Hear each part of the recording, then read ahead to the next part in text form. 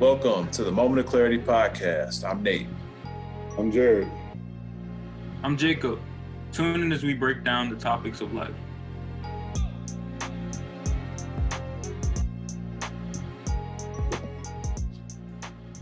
Yeah, so, we're just going to go right into this. So, this is a topic that is discussed pretty frequently, I would say, in churches and stuff like that. But I think it also extends, across from churches into, anybody's house or anybody's conversation. But speaking stuff into existence. So, there's a lot of power in your words. The power of life and death, can be on your tongue, at any given point in time. So sometimes, that even applies to our personal life. So it's like we say we're going to do something and we end up doing it, or we say we're not going to do something and we end up not doing it. So to me, that's the essence of speaking stuff into existence. I think for me, I always thought it was kind of cliche, to say, hey, you're speaking that to existence. It was almost like a joke. But I think, the more I began to see what was going on in my life and, stuff was happening, and, I would realize like, whoa, I talked about this, 20 years ago. I really began to see, the power of speaking stuff into existence. It's not, or it doesn't have to necessarily be magic. It can just be the way that you view something, and then you continue to have that view, for years and years and years. And then after that point, stuff is probably going to happen within that view, Um, yeah. So like, what does that look like, in y'all's life? Speaking stuff into existence. I guess I believe in it. I believe in prayer instead of, I hear people say talking to the universe a lot, and I really don't. I'm like, who are you talking to out there? Um, the universe. I really don't like that concept of talking to the universe. I guess when you speaking it into existence.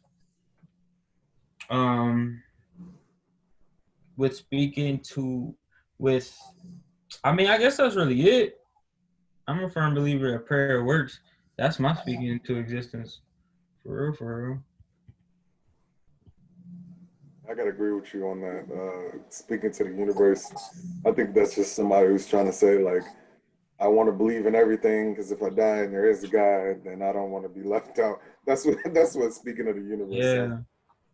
And sometimes let's be like, yo, by not believing, you might as well just say you don't believe, or you're just, spiritual X Y Z. Somebody you just want to be a part of everything. But as far as speaking things into existence, I definitely believe in it because I think and especially like Jesus, God spoke things into words of existence. The first couple of days of the world, He spoke into existence, and so like yes, I definitely believe in it. But I also think that as people, when we want to speak things into existence, those things don't really happen unless you have the drive for it. Because I remember being young and I had a lot of great things that I wanted to do or accomplish, and I always had like unbelievable dreams. Like I remember back when I was like maybe like 10, 11 years old or something like that, me and one of my best friends bet this guy that we were going to make it to the NBA. We bet him $1 million, and it's just crazy that we believed in ourselves, but at the same time, looking back, I didn't have the work ethic to make it in any sports league, especially that time. So it's just like I notice now that especially after the military, when I speak about doing things, it's like almost guaranteed. Like it's almost like money in the bag because like now I have a work ethic to match what I want to do. So it's like when I say I want to do something, now, or I'm gonna do something now, I know I'm gonna back up. Because like I think part of building that, speaking things to existence is like saying you're gonna do things and failing. Because like when you say you're gonna do something and you fail and you say it to other people, the real thing about speaking things into existence is once you say it, you're not accountable to do it. Like if I tell you I'm gonna do something, now I'm accountable for doing that. And when I don't do that, I'm not just letting myself down, and I have the ante of letting you guys down as well, or letting people down as well around me. And like, you don't want to let down people close to you, or you don't want to look like the person who just talks out of his ass.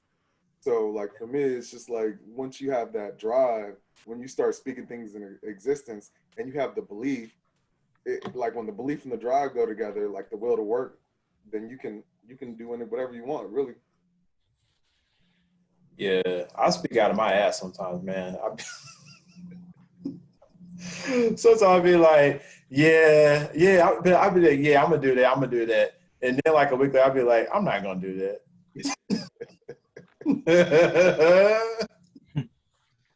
Man, I'll be trifling sometimes, dude. You know what it means? It probably means you ain't want to do it in the first place. That's all. Yeah, you didn't want to do it in the first place, man. That's what it means. But you try to convince yourself. I was just reading about how, like, in the Bible, actually, I was reading about how, like, we have to, our yeses have to be yeses and our no's have to be no's. And I was like, dang, sometimes I just be saying yes to be like, to get them out my face sometimes. And I guess that, I mean, that's what we look bad when we do that. Our trust in people, the trust that people have in us go down, and judgment go down. It's like, and it's like it's trash to think about that. Yeah. Yeah. Sometimes, dude, like honestly, like I don't even be caring. You know what I'm saying? Yeah. Dude, it's like sometimes the way that we interact with people, it's not just like an A and B. It might be like an A, B, C, D. You know, like especially if like working or something like that with a team of people. So yeah, it's like sometimes you got to depend on other people, and then like they don't come through. So I guess like you're saying, it's kind of like when you don't like pull your weight, like somebody missing out, regardless of why you're not, like doing that, Yeah. I like that verse too. Yeah, like let your yes be yes and your no be no. And it's like, that's powerful, you know what I'm saying? Because I think like growing up, I always heard that verse and I always thought it just meant like you weren't supposed to swear because it said something like, like don't swear. Let your yes be yes and your no be no. So it's like, don't say like swearing to me was cussing, like growing up, you know what I'm saying? And so I thought that meant don't be like don't cuss and then say you're gonna do it. Don't be like hell yeah, just be like yeah. You gonna do that? Yeah. That's we need a hell yeah, Nate. No.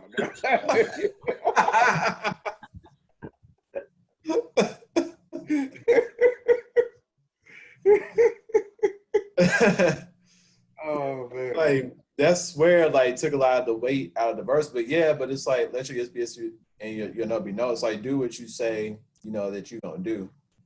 That's kind of like the golden rule too, you know what I'm saying? It's like, would you want somebody flaking out on you? So it's like don't flake out on other people. So yeah, it's interesting you brought that up, man. But I wonder, like, then what about those people who just can't take no? What would you suggest? How would you handle them? Like people who won't accept no for an answer. Like you'll just be like, "Hey, you want this?" No. And then just be like, "But it has these features of X, Y, Z." Like, and then try to make you feel bad afterwards. Yeah, and you're like, "No," and then you have to like the way I've done it in the past, and it like works every time. It's like, no, man, I don't like. You have to get like kind of mad or pretend like you're mad, so people just like leave you alone. If not, they'll just be like, "Oh, he's kind of timid. Let me keep trying." And it's just like, right. all right, let me make a scene or get loud, and they'll leave me alone. It's funny because a guy I work was saying the same thing. He's like, just start acting crazy and they'll leave you alone.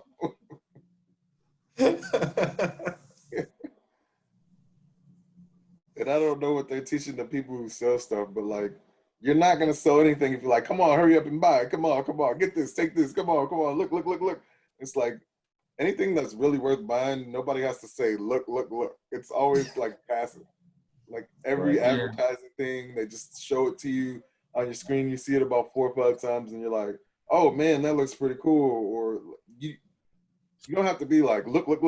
How do you like my stuff? It's like once you have to ask how you like my stuff, nobody likes your stuff, most likely. Right. Yeah. That's true, man. Yeah, kind of like the same with yourself. It's like, you know, I was looking at something, I think it's like a TED talk today, and or it may have been like the topic of an article that I had seen. But it was talking about how people like love to talk about themselves, so much so that like they become they called it like a narcissistic conversationalist, like somebody who like only talk about themselves in conversations. And so like it was saying that most of us are wired, you know, to be that way, you know. And I think sometimes we kind of like do try to sell ourselves, like we try to not necessarily like for money, but it's like when we're talking to people, we're like, oh, I got to make sure this person knows exactly what I'm saying, and that they got to know everything about it. You know, you just keep on talking, you know. And I think that can kind of be like selling yourself too, feel like you have to sell yourself, you know, like I have to keep on saying this, you know. Or Nowadays, man, I'll just shut up. Like I will literally like drop the mic at any given point in the conversation because I'm just like I'm talking too much. Or not, you know what it'd be? It'd be those people who like they have to tell you a story about themselves that's worse than your story or better than your story. It's Yeah, like one up. yeah, one up. Like, oh man, my parents were XYZ, and they'll be like, well, my parents were XYZ, and it's like, oh, my parents were the greatest. Oh, my parents were the greatest. Like, Yeah, I did that before too. yeah, it's like I don't care. I just won a spelling bee. Oh, I remember that time when I competed and I was second place. All right, man. Like, I wonder where that comes from. Like I'm important too. Like, I guess it's like trying to relate, I guess. Yeah. Then making it more. But then you it's got a like good point. you can relate. I think it's like a certain extent. I think it's when you always come back with something, like when you always consistently, oh yeah, I did this too. Or I remember I did that too. Every topic. It's like, why are we talking? We're just gonna keep going back and forth. It's like, wow, you must be the most interesting person in the world. Like, Somebody told me that once. Like what? and when you're talking to somebody like that, it's always like a oh wow, and then after the third or fourth, oh wow, they're still going, and you're like, come on, man, you didn't catch the oh wow.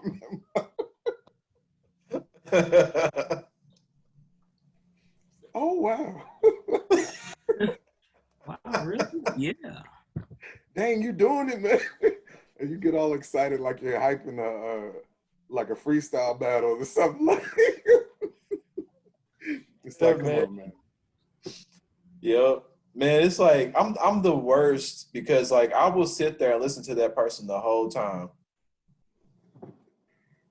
I really will. Like I do it every time, man. I'll be like, oh man, I know my eyes will be like, oh wow, what, like really? Really? Oh, you know what I'm saying? It's completely not relaxing at all. To have to fake stay intrigued. Nah, like I can't because my mind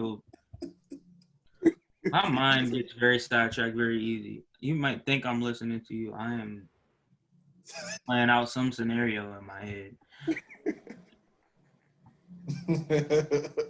You making beats, man. Yeah, that's all. Start nodding your head and then be like, what? What's going on? Okay. I'm gonna start doing that, man. Somebody talking to me, I'm gonna be like, Yeah, start making That's like Wolf of Wall Street when he targeted the dude just starts beating on his chest.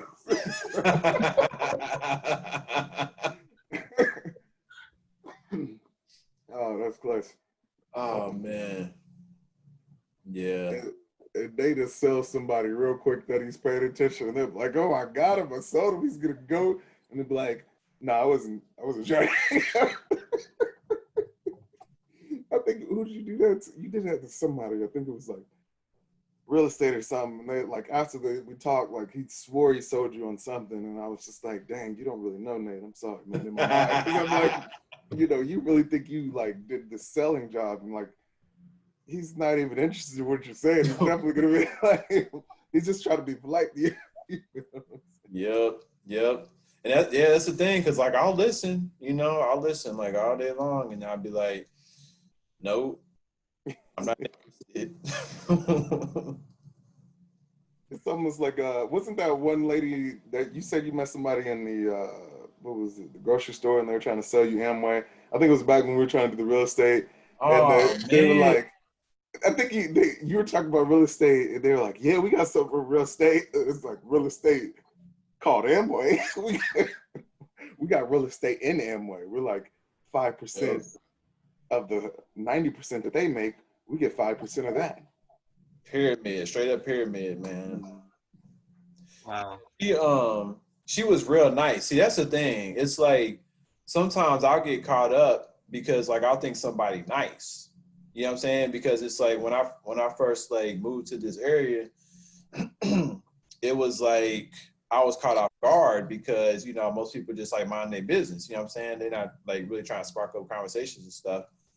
But like, where I was from, it was more like that, And so, like over time, I got like more closed off, just I guess kind of like because of the people I was around. So whenever I met somebody who was like really, really nice, I'm like, oh, snap. That's how I used to be, And so she got me. It's like she came up to me, I was with Ashley, whatever. And like, I think we was talking about like salt or something. Cause like the seasonings. And yeah, man, she like, got our numbers and stuff and was texting us, like, hey, really nice to meet y'all. Like we should do coffee sometime. And then bam, sold us Amway at Starbucks. Try to sell us Amway. So Amway is like this pyramid scheme where it's basically, I don't think it's anything bad per se, but it's like you're over a group of people who are selling stuff. And then like each of them are over a group of people selling stuff. And it just like keeps on branching out. It's like how the person who's over you like gets money from what you do. So, yeah. Right. Yeah. That's like Forex. Yep. They're all in the same like pathway where everybody like tries to get on it because like you don't have to have business or owner skills and you don't have a lot of money. And people love saying they own a business when they're like a travel agency, Amway, because you're a business owner when you're giving 90% of your money away. That's So it. she tried to be us friend to say I am. Yeah, man. I thought she was like legit. I was like, like she's like so nice, and like, she just really means what she says. I thought she was like real. Well, I had a suspicion, but I was willing to take a chance. You know what I'm saying? And I don't do that like very often. So she ruined it for everyone. Huh? I said she ruined it for everyone. She did. Every potential friend. So, nah, man, I was just really trying to say I like your shoes, man. I wasn't trying to say you. Right. But you know what, man? Like, for real, when we talk about like speaking stuff into existence, it's like sometimes it don't work. Because like sometimes we may not need to speak certain stuff into existence. You know what I mean? Because I think like I'm like, okay, let me speak into existence like this beautiful like friendship that blossoms from a random encounter at Trader Joe's, but like that wasn't even like the picture. Like it's not necessary to like speak that into existence, you know. I feel like sometimes, man, if we'll just let life happen as it's supposed to, then sometimes you don't necessarily have to like go that route. You know what I'm saying? Like if you're praying and stuff, I think that's one thing. But I think like sometimes we can kind of go overboard with speaking stuff into existence, and then we're just like doing like whatever like we want, and then we're using like power in that way that's not intended, you know. Um, and I've made many mistakes, and that's the thing. It's like, you know, sometimes I think something, you know, is supposed to happen, and like I'll walk in that knowing that it's a, you know, it's a chance that like I'm making a mistake, you know, and then the mistake happens, and I'm like, oh, okay, well, I see that that's not what I was supposed to do. And honestly, I think that that's just gonna happen, man. You know, but you just gotta be careful, like what you trying to speak into existence, though. Yeah. Yeah. Yeah, you gotta watch what you pray for. I remember being younger, like maybe like 18, 19, 20. And if I said I was gonna do something, I would do it, no matter how like messed up it might put me in a situation or whatever. If I told you I was gonna do something, like I had to live by it. Like I remember I would go like over severe hoops to make something happen. Like basically, like if I said I was gonna do something, let's say I got in a car crash, I would still try to do it afterwards or figure out a way to do it. And some of those times were just, you know, I was extending myself way too far. Like and just some things like for instance, like times I'm gonna think I extended too far was just like I don't know, remember that time we kind of went out, I think it was I forgot what the park at 14th, and it was like, you know, we were just trying to meet up with some friends or whatever, and it was just like, you know, at the time I was like, you know, I don't want to be over here, like I want to like be able to hang out, but this is uncomfortable. We're in this like small section, so like, you know, I went in and bought the table, and like it wasn't like it killed me, but at the same time it was just like that was frivolous spending. Because like now I look at it and it's like I feel like I have way more money now, even though it's not like I do have a whole bunch more money now, even though it's more. It's like, but now like I make way smarter decisions because I'm not like trying to live up to everything that I might be like, okay, I was interested in doing that, but it's like maybe I shouldn't do that, even though like maybe we would have talked about it. But it's like different circumstances happen where you're not going to be able to fulfill something. It's like if 5 or 6 things go wrong on your way to doing something, then maybe you shouldn't be doing it. Yeah. Right. Yeah, I remember you know, one time my dad told me growing up that like if something's God's will, it'll be easy. And you know, part of me was like, shut up, old man. And then like I was thinking that that was wrong because I just always like envisioned like stuff that was, you know, like God's will to for some reason like have all kinds of like, you know, gauntlets to run through and stuff, and like, you know, stuff gonna go wrong, but you're just supposed to like fight through all that stuff to get what you want. But sometimes like I see what, you know, like my dad was saying. It's like, you know, if you're trying to do something and you getting like all these like boulders thrown at you saying like don't do this, you know, or maybe this is not the right thing to do, like you do, you know, have to listen like at least half the time, you know. You know, and I think like in that sense, you know, it should be easy. It's like if God wants you to do something, you know, he's going to let you know, and you're going to have that feeling that like you're doing what's right. So that kind of like makes it easy. Like it's free flowing. You know, like a lot of the stuff that God's given me, you know, there may have been some hiccups or whatever, but it's like it seemed like he just give you like confirmation, you know, that like he wants you to do it or he wants you to have it. So yeah, if it's like all kind of things happening that's wrong, it's like, you know, you might have to rethink something, man. Yeah. And then the thing is, if it's like, as far as easy, it's more like easy for you. Because it's like, you know, some things might be hard, like people consider hard and they'll, you know, stop you from even trying it because they're like, oh man, that's hard. Like, you know, people were saying the military was going to be XYZ hard. And not like some people were saying I shouldn't have joined the military.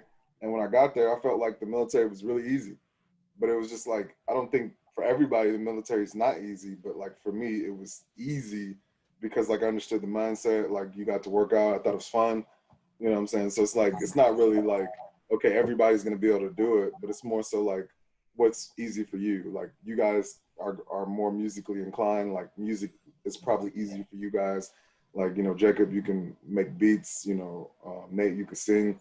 So it's like if you're talking about singing like a ballad or something, or you're talking about creating a beat, you're gonna be like, oh, this is easy because y'all picked it up because that's something that y'all attracted to. So if y'all were to say, like, you know, I'm gonna do a career in this, well, to everybody else, it might be crazy. If you guys have the drive and you speak it, it's probably gonna happen. So it's like there's a little bit of a responsibility when you try to speak things into existence. It's not just throwing out random things like, hey man, I'm gonna make $1 million tomorrow. Like, yeah, that's not, it's not even realistic tomorrow. You know, maybe 6 months, maybe a year. I mean, even that's, you know, challenging. But when you throw those things out, you're really just throwing it out to challenge yourself. Because like I think last year I was like, I'm gonna make $1 million by the end of the year. That's the goal. Because it's like I was reading into things and I was really just trying to put more pressure on myself to deliver. Because if I start telling everybody, you know, I make $1 million by the end of the year, then it's like I'm gonna have to do it. You know, I'm gonna have to increase my work ethic. And at the time, you know, I was working out, I was doing a lot of things. So it's just like it had a positive effect. It might not have had the end goal that I wanted, but I think sometimes just speaking things into existence is really more just developing the work ethic, or really it might put you on a journey that'll help you anyway. Yeah, that's true. Yeah, I remember when I first I had just gotten done working a 6-year stint with a job, and I was thinking about, you know, what to do next. And you know, I thought I'm gonna have this vision. And so the vision was like 20 million in 20 years. I'm gonna name it 2020. And I'm gonna do all this and that. um, and who knows, like that might happen. I don't know. But I had to look at like where my head was when I made that like that vision or whatever. And honestly, like I think that, you know, speaking stuff into existence, sometimes like if you're not like in the right frame of mind or like in the right spirit, it can be like really like damaging too, because you're gonna do whatever it is regardless, like no matter what, you know, like tunnel vision. And sometimes like that can kind of like, I know for me, like make me stubborn. So when I had that vision, you know, like a 2020 or whatever, you know, at the time I thought it was legit. But a lot of times too, like I would say stuff and then like wrap it in like God talk, and then like try to pass it off as if like God told me to do whatever.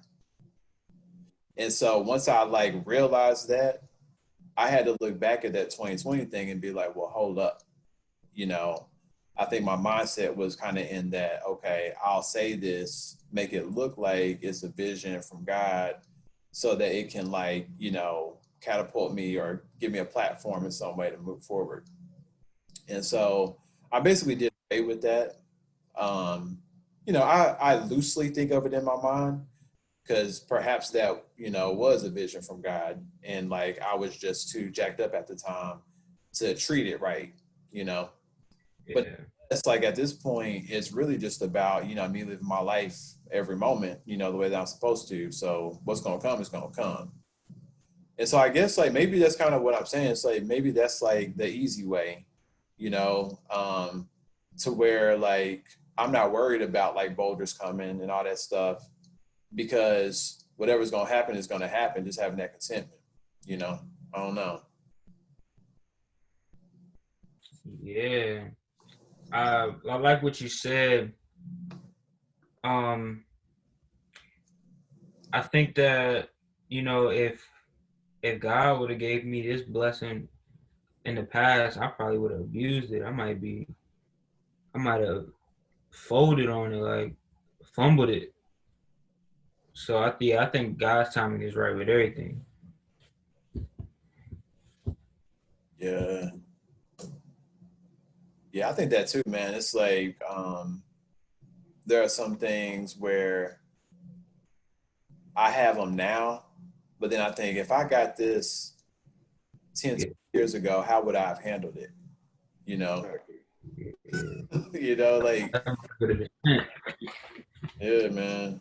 Even just like, you know, confidence or like athleticism, you know, if I had like the same athleticism or whatever that I have now, if I had that when I was in high school, man, like I would have been a wildebeest. Like it would have been like over in every facet of life. You know, maybe I would have handled it well, but probably not. You know, so I guess it's like sometimes, you know, it's like, you know, we'll go through a phase in life and it's like, dang, why can't I have this? Why can't I have that? You know, but then you realize that if you did have it, you know what I'm saying? Like you wouldn't have handled it well at all, you know? Yeah. It makes me think back to like when I was in the Army and we deployed the first time, and like first deployment, everybody loved deployment because when you deploy, you get a whole lot of money when you came back. And I think the first deployment I came back with like $30,000, and at the time I only had like a cell phone bill because I mean we lived in the barracks, and it was like at that time you're like if you get $30,000, there's no way you can blow $30,000. And guess what? Blew $30,000. And the crazy thing is like I didn't even get like a great car, I didn't have a car paid off, like ended up buying a Mercedes like originally before I came back. I only wanted like one of those regular cars, you know, just like a Chevy or a Malibu, not a Malibu, but the Impala. I wanted a Chevy Impala or something like that. Cars are like 8,000, 10,000. I came back, I was like, I want a Mercedes. And then when I went to the Mercedes, all I could afford was like a 230 or something like that, which should have told me I shouldn't have got a Mercedes, but like, man, me, like, nah, I got to get a Mercedes anyway because I got $30,000 in one time. I'm not gonna run out. You know, I was just coming from making like what $10, $11 an hour. So I thought this is like crazy money that's never gonna end. And plus, I'm still getting paid, and I don't have rent, and I don't have to pay for food because I eat at the defect. But the thing was, you know, once oh, you had it set. Huh? I said, oh, you had it set. Yeah, that's what you think. But then you get the money, and then you start doing stuff like, okay, I can eat out every day because I got $30,000. Oh, I could go out and I could just buy whatever I want because I got $30,000. Next thing you know, bam, you got nothing. And it's like you look back and you're like, where did all that money go? Like, where did it go? Like, I know the one good thing is I did pay off my student loans at the time, so that was like $10,000 out of there. Then I paid, you know, a little bit for the car, but it was just like, you know, it wasn't even like this grand nice car. I mean, I could have got a used car and been good, but it's like that money went so fast. It was like, dang. Barely even got it. Started returning stuff. No, you couldn't even do that. I mean, like I'm not big into returning things anyway. But I was just like, you know, just being smart. If I was smart about that money, I'd probably still have something to talk about now. But I mean, at the time, I was like 21, so. Oh yeah. 22. Yeah. Like I'm gonna get the ball. You didn't know about stocks back then, huh? That was back because you got to do like inflation in 2009, 2010. That's probably a good 50 to 60 now, guaranteed. Oh yeah. Oh wow. Yeah, like yeah. So now it's like even bigger. But I mean, I had student loans I had to pay off, so that was 10 right there. The car. So I really only blew probably about 15, but still, like at the time, 15,000 is a lot of money. Hey, gee, you know what I could do with 15. Jeez. Yeah, that's it. That's the mindset I had, but it didn't work. Man. And I was big into trying to start the business. What would I do with 15 G's? Mm. I'm gonna have to figure out a way to. I'm gonna have to save like 5 G's, get probably a bond, a stock bond, and not touch that for however many years, and probably gonna give some of that to my mama. And I don't know, just find ways to flip it. Honestly, ain't no reason in me going to bust it all right now. I don't really got nothing to buy until I have the money in my hand and then I find stuff to buy. But but yeah. Yeah, I guess yeah, it is weird though. It's like no matter like how much money you get, yeah, it's like you will find a way to spend that money, man. No problem. Man, money is crazy. You You know don't the even funny think. thing. What's Oh up? my God. Go ahead. Go ahead. I was saying you don't even think about spending money until you got something. The funny thing about it is like, as soon as you get like with a good woman, like you ain't really worried about spending as much. But like when you like single, it's like you always looking to something to get into. But like when your home life is settled, like you got a wife, kid, and XYZ, all that other stuff kind of just like starts to tail back out, and you're like you end up back in the same spot for real, mentally. Be in the house. You save a lot of money not going out to clubs and just trying to meet people. Like trying to meet people is an expense in itself. Whether you're paying for dates or not, or you just going out trying to meet people is an expense. Yeah, that is very true, man. Yeah, them drinks add up. What if you could calculate your drink tab for all the times like you're going out before you like had a fiance or about to get married? What do you think your drink tab would have been?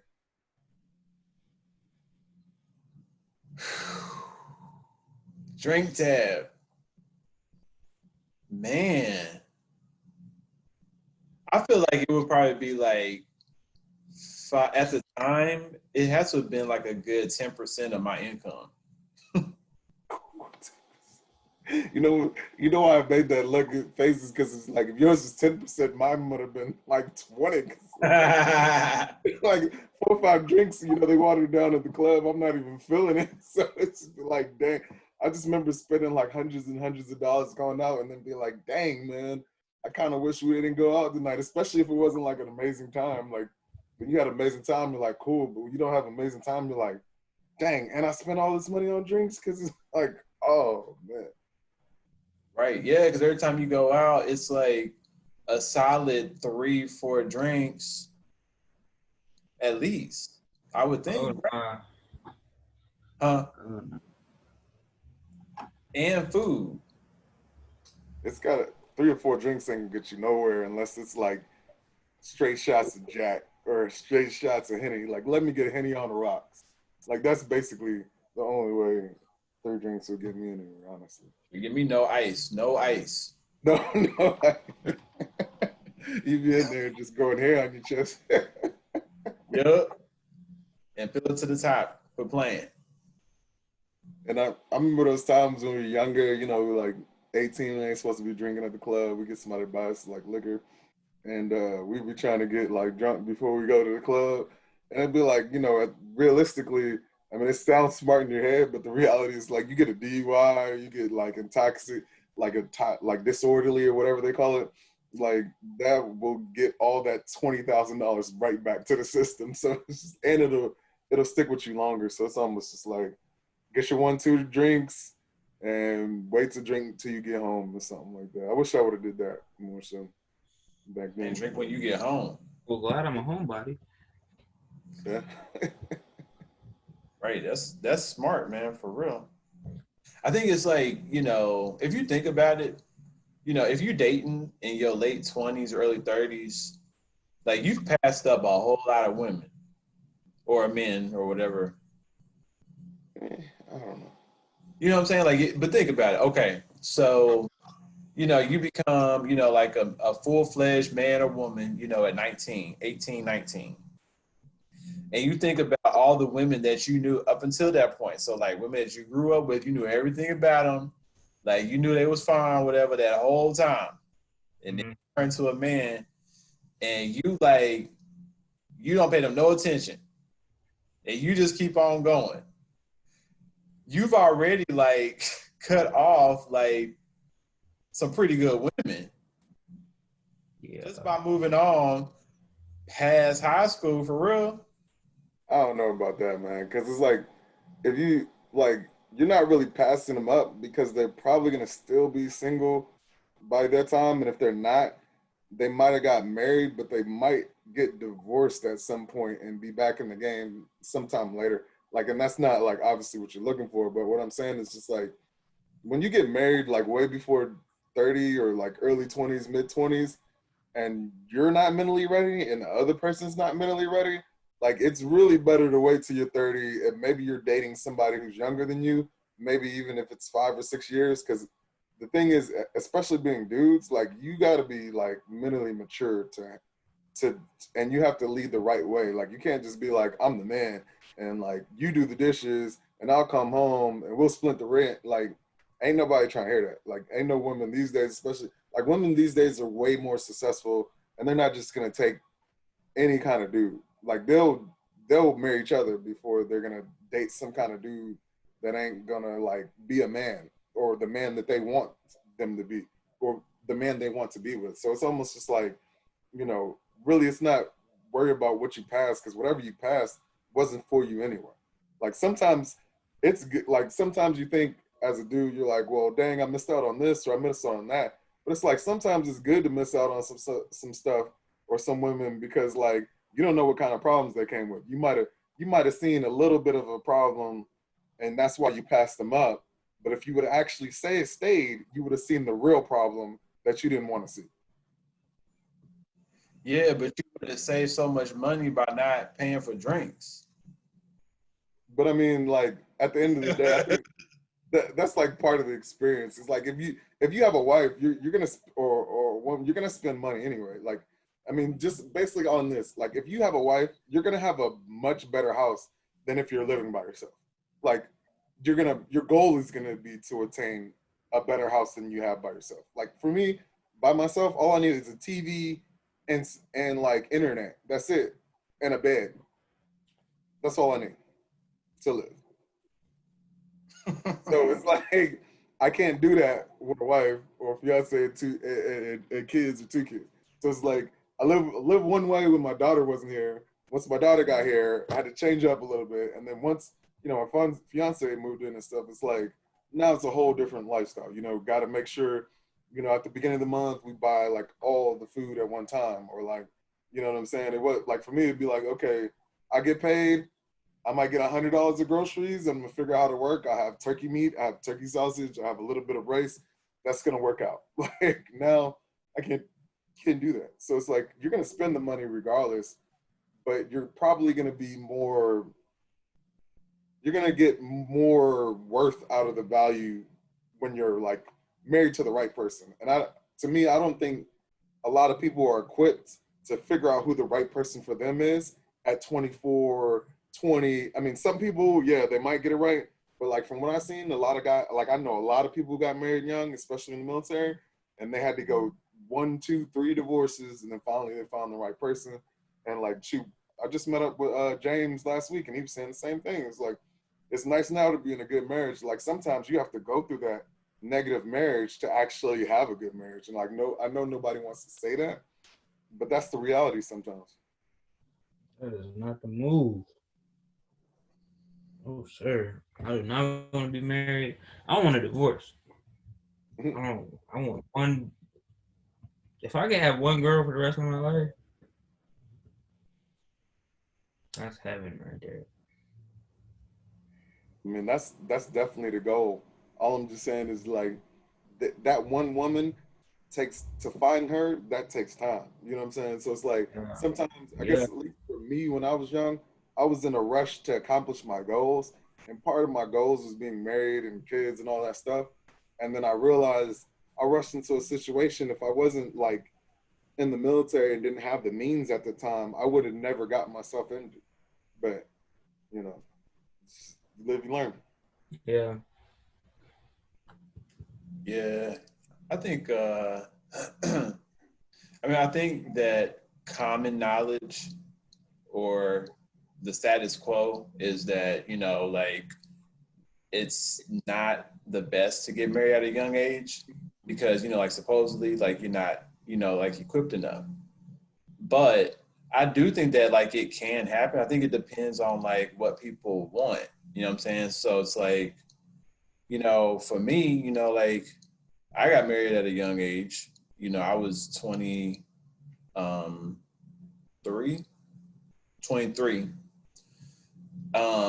But like it's what I wanted. Like that was what I wanted. And I think that like it can work as long as, like you're with somebody that is like, in the same mindset as you are. The thing is, at such a young age, like I think that it's harder to know if you're in that mindset because sometimes like you'll feel like you're in that mindset and you're not in that mindset. But it's like when you're older, you've had enough experiences and made enough mistakes to be like, oh, I was in a different mindset when I was like at that age. You know what I'm saying? But like that doesn't mean that like, a person in their early 20s can't be in a good mindset and then meet somebody else in a good mindset and it worked. You know what I'm saying? Like it used to work very, like frequently. I'm swallowing as I say that. Back in like prior times, you know what I'm saying? It was more like what the culture did. Nowadays, the culture is different. And here's the thing too. Just because a person gets married, like later in life, that doesn't mean it's going to last because there are plenty of divorces with people in their 40s and their 50s, So I think sometimes it has to do more with like maturity than it does age because age don't mean wisdom. You know what I'm saying? It's just about like the application of the knowledge that you have. I think you're more likely to like make a better decision when you're older. You're more likely to, but it definitely can't happen when younger. I mean, yeah, it can definitely happen. I think it's one of those things it's possible. The probability is probably not as high. That's one of the things. But yeah, it's definitely possible. I mean, I've seen it both ways. I've seen more of the other way, but that could just be a military perspective. The thing is, it's just like marriage. Like if marriage is gonna be forever, what's the rush? Like that's now that I look back, like, dude, like let's just think like if you got married at 20 or 21 or 22, I was 22, you were 23. You got married at 23 and that was forever. Like how long forever is, you know what I'm saying? So it's just like to take another 5 to 10 years to figure out what the hell you want or like to get it right. I mean, is it really that much time? Not really. And then at the same time, it was like when you're younger, you still think you're right a lot when you're wrong. Like now I can look back and say, I was wrong. You can look at yourself because like when you're young, you're like, it was them and they did this and they did that. And I remember like for me personally, when I was about 19 or 20, if somebody did something to me, I needed to do something back. Like this, I was a this for that kind of person, especially in relationships. And it was just like, for me, I had to mature past that. And I feel like a lot of people at 20, no matter how smart or intelligent you are, you still have to mature because it's a difference in maturing as far as like being more educated and maturing and understanding the world and understanding how people are. Like people are different. And like when you mature, you're not like just, back and forth. I remember like when I was younger, like people would try to tell me something, I would be like, if I knew the answer, I'd be arguing with them. Like for instance, I knew all the stats in sports. If somebody said the wrong stat, I correct them. They said the wrong height, I correct them. But the thing is, that's not what it's about. Like that's just wasting my time arguing with these people. And I understood that as I get older. And my dad was telling me that a long time ago. And I was just like, yeah, I don't really know. But it was just like, as you get older, you understand the world better, regardless. I mean, not everybody, because there's some old fools too, but the average person who wants to get better will understand the world better the older they get. Yeah. Yeah. I mean, yeah, I see what you're saying. Um, yeah, I guess it kind of ties back to like, speaking stuff into existence too, because, when I was younger, I wanted more things that had to do with myself. Like my worldview was more egocentric. I didn't have, like a child, I didn't like have to take care of anything with my parents. So it was mostly about me. So, my decisions or like, the things that I wanted to speak into existence had to do with me. So I think like when that happens, there's probably going to be like more error because you're so like me focused, me driven, you know? So I think like as you get older, you begin to accumulate, like people in your life, and more likely like people that aren't necessarily in your same like category. Like, for me, like both of, like my parents are, like up here by me, like my dad, uh, in a nursing home or whatever. And like, I have to like take care of his bills and like do this and do that, you know? So it's like my worldview is much different. So when I make a decision, it's like, I'm not just thinking of myself. I'm thinking of like, like my mama, my dad, my daughter, like my girlfriend, uh, my daughter's mama, like, uh, my family that lives up here, my friends, like everything, you know what I mean? So I think like when, the things that I want out of life have to do with all of them, there's less likely for there to be like a big mistake. You know what I'm saying? Like if I'm doing something, if like I have a vision or something in mind for somebody else and it's not like me focused or me driven, I would think that I'm less likely to like make a big stupid mistake. You know what I'm saying? Even with like dating, because, when, like I was dating, I guess like technically I still am, got my girlfriend or whatever, but um, when I was out there looking for someone, I wasn't just looking out for myself, like I was looking out, like for my daughter, like for the people that were in my life, like how she gonna fit within all these people. But like back in the day, I was more like, oh, I don't care. Like, I don't care what anybody thinks, you know? So, yeah, I was just like, my circle was different. The way that I fit in my circle was different. So, yeah, I think that can have a factor in like, maybe like a younger person making a mistake. Another thing you were talking about, like how things were in the old days. I think things are so different than the old days because, like, I think for dudes, we had like a good thing going as far as how marriage worked. It was like a little bit to our advantage, but I think a lot of the old dudes kind of ruined that because back in the day, a lot more women were willing to be stay-at-home wives and XYZ, but now you got a lot of women whose mothers were stay-at-home wives and then their dad divorced them and gave them like no money and they had to try to find a career at 40, 50 years old. Like, that's no life to Yeah. live. So, I mean, at the same time, the reason things change is because of things we do.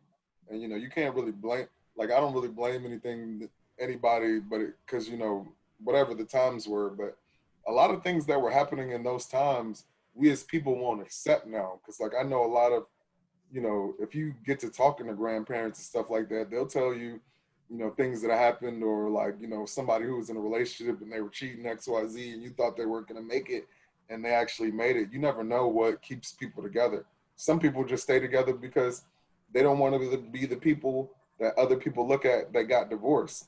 But I mean, is that a reason to stay married? Because you didn't want to get divorced, but every day you're unhappy? Because like every day you're unhappy, you're almost dying every day.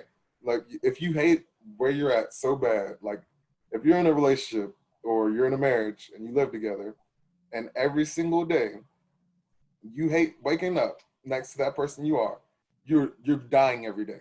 So it doesn't make sense to stay married because you don't want to be the person who got divorced. Or would you rather like be living your life having a good time where you can spread joy to others instead of dying every day? Yeah. Yeah, I mean, I think like that's the main thing. I think the main thing is like finding that right person. You know, just finding like that right person. Um, and there's no guarantee that like no mistakes are going to be made. You know what I'm saying? Because I guess like for real, like we should expect divorce to some degree because of the fault that we have just within ourselves. You know what I'm saying? Just whether it be like selfishness or whatever. You know. Um, and I think like for some reason, especially like in the 50s and the 60s, it was almost like marriage was like a religion.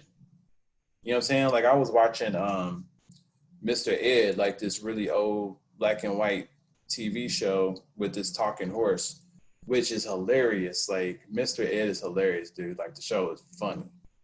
And so, but yeah, you had like this man, you know, he went out and worked, and you had like the wife, and like she stayed at home, and she'd be all like extra pressed and cleaned up and stuff, like, you know, hourglass figure and stuff.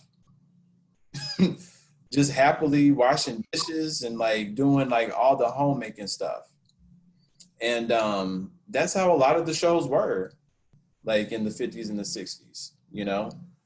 It was like, you know, mother at home, father working, you know.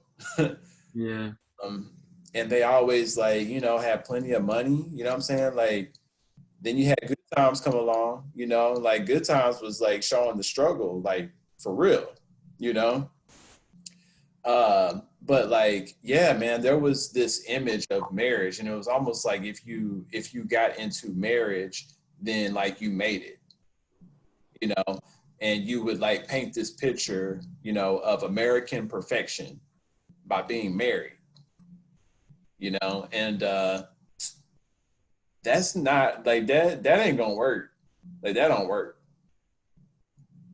at all, you know. So I think like now you have generations of people like who understand that like you can get divorced and that like in, you know, at least some situations, like that's the best thing to do, Yeah.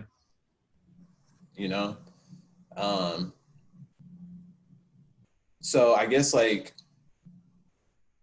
you know, I know like for me, when, you know, like I got divorced, I felt like I had felt it's almost like I didn't let my yes be yes, my no be no. You know what I'm saying? It was almost like, you know, commitment failed, you know, like I didn't pull my weight, you know. Um, but like there's no guarantee that like everything's gonna be perfect in life, man. You know, and I think that it took me a while to come to that realization and, you know, just let it go. Um, so when I had like the mindset that I had when I was in my early 20s was more like I could do anything, like I could make anything work. You know what I'm saying? All I gotta do is put my mind to it. That was the big thing when, you know, like I was a teenager. It was like you can do anything, just put your mind to it. But it's like you can't do that like in marriage. You can't really just like put your mind to it and it'll work because where are you going and why? And then the same questions for the other person. You know, it's not easy. So yeah, I just think that you know, we just have to like check our intentions and our motives. You know, if you're young, like if you're like 19, 20 or whatever, or in your early 20s, why do you want to get married? You know, like that's the question. So like, so Jacob, why would you want to be married? Do you ever want to get married? I do want to get married. Um, I want to get married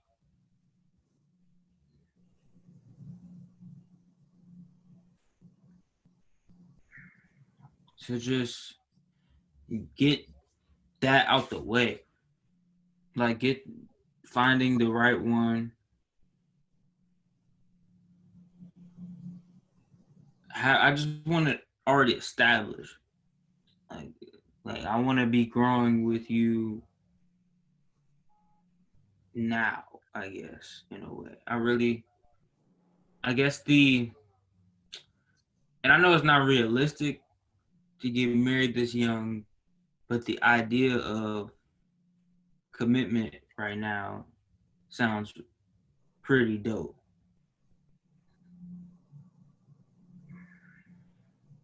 Like, what is it? What is the dating scene like now for you? Like, do you Mm. meet a lot of good women, or what do you think about that? Right now, not really. I mean, it's Corona. Let's say before Corona. I was in what before Corona in college.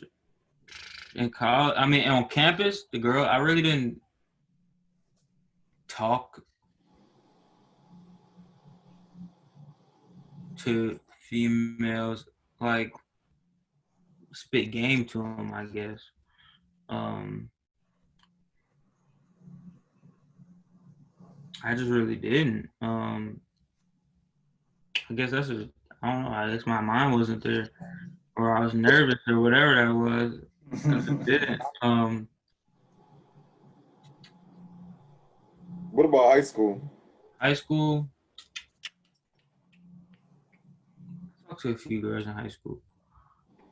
I thought most of the girls I went to high school were trash. Anyway, the attitudes were trash. The way they carried themselves was trash. The whole popular, I wasn't really into that. But it was probably a few solid, conscious girls I talked to in high school. Okay. Yeah. So like I was reading an article today and it said something about like why you need to move from having friends that are girls to dating them. And I thought back on like when I was in high school because like I had a lot of like friends that were girls, but I didn't date them. So like, was that your experience in high school? That's my experience. Now, I have way more female friends than male friends. And it's just, and I had to, nah, and I only have it like that right now. It's because I didn't know how to be just friends with girls. I thought we had to be together. If I was talking to you, we could be talking for one day. I thought I had to be with you.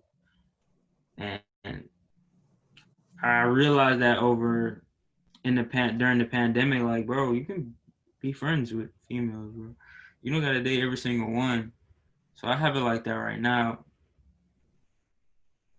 where most of the ones I talk to every day, we just friends for real. Yeah. Yeah, I mean, Rona has changed the game, man. You know, with but like in a way, like, do you think that like Corona has made it to where it's actually more like intimate when dating because you're not going out, you know, and like seeing multiple women, all this and that. You know what I'm saying? Like, when I say seeing, I mean like literally seeing multiple women because you know, like everybody's at home. You know what I'm saying? So it's like, how do you think like Corona has changed like dating? I think it's giving you, of course, yeah, in a lot of ways. One of them being um, communication. You don't have. I mean, if you can leave if you want, but you're really in a space. You're confined in a space, and you got to talk about stuff now. Ain't no running from feelings and emotions. I guess now. Yeah. I mean, like what you said was like so simple, but like that's really big. Oh yeah. I mean, there's probably a ton of other things. That being the main one.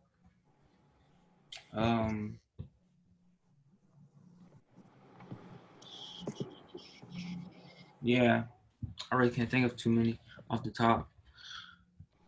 Yeah. I guess you know, it definitely saves money on drinks. Um, I know for a fact, if I was single right now, I'd be like having the worst time of my life. When I was single, I like literally never came home for the most part. I was not like in the house that much, or definitely like 10% of the time I am now.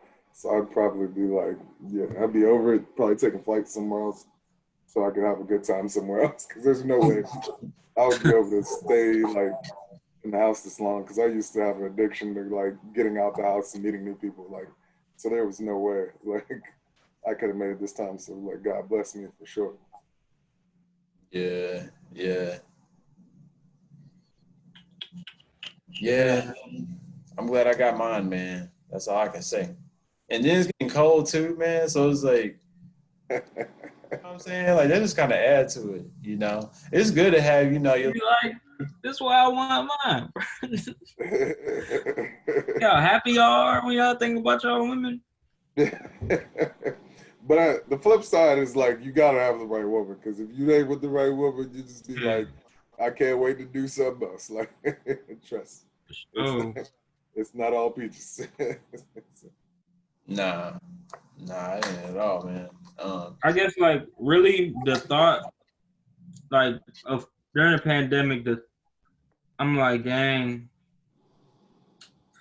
it would be nice to, you know, be quarantined with the one right now, I guess.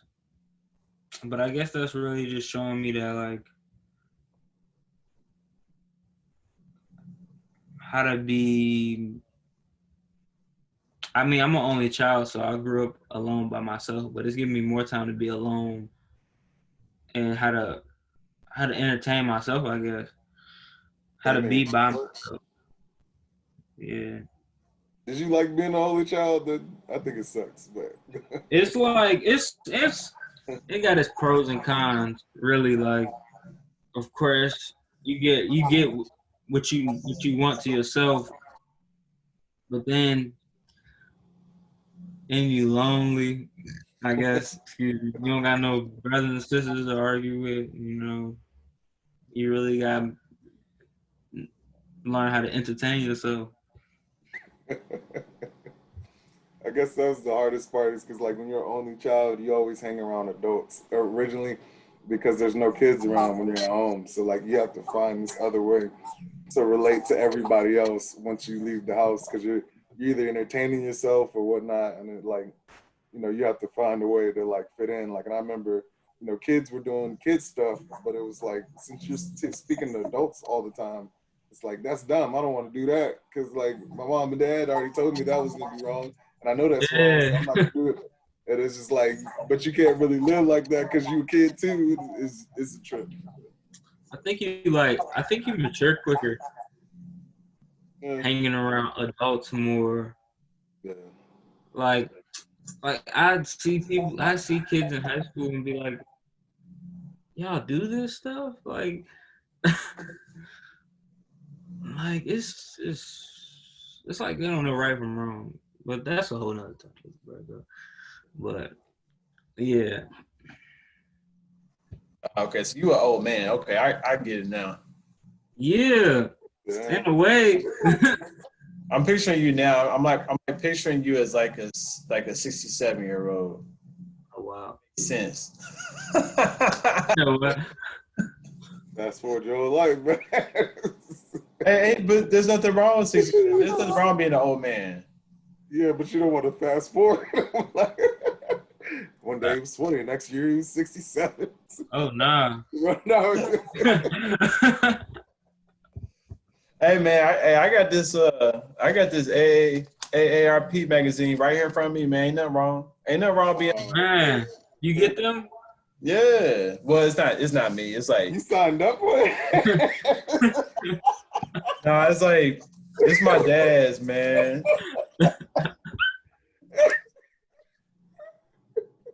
My dad's, man. Oh, now it's your dad. Yeah. It was fine a second ago. But I'm gonna have them all forwarded to you, Jacob. All 40. I don't know what I'm gonna do with them. What is AARP anyway? I don't even know, but I just know it's for What does old it stand for? I don't know. Advanced age. I need to look this up now. I say wrinkle. Wrinkle does not start with an R, but Ring for a while. and that was pretty ageist. You know what? Speaking of ageist, man, like I feel like sometimes ageism can go both ways, man. There's a lot of times when like older people, I always talk about how I'm young. I don't know this, I don't know that. I'm just like, show me some respect. You know what I'm saying? Like, give me some freedom. Like, I don't know, what's it called? Benefit of the doubt. You know what I'm saying? Mhm. American Association of Retired Persons. Oh, American Association of Retired Persons. There we go. Association of Retired Yeah. Persons But yo, for people.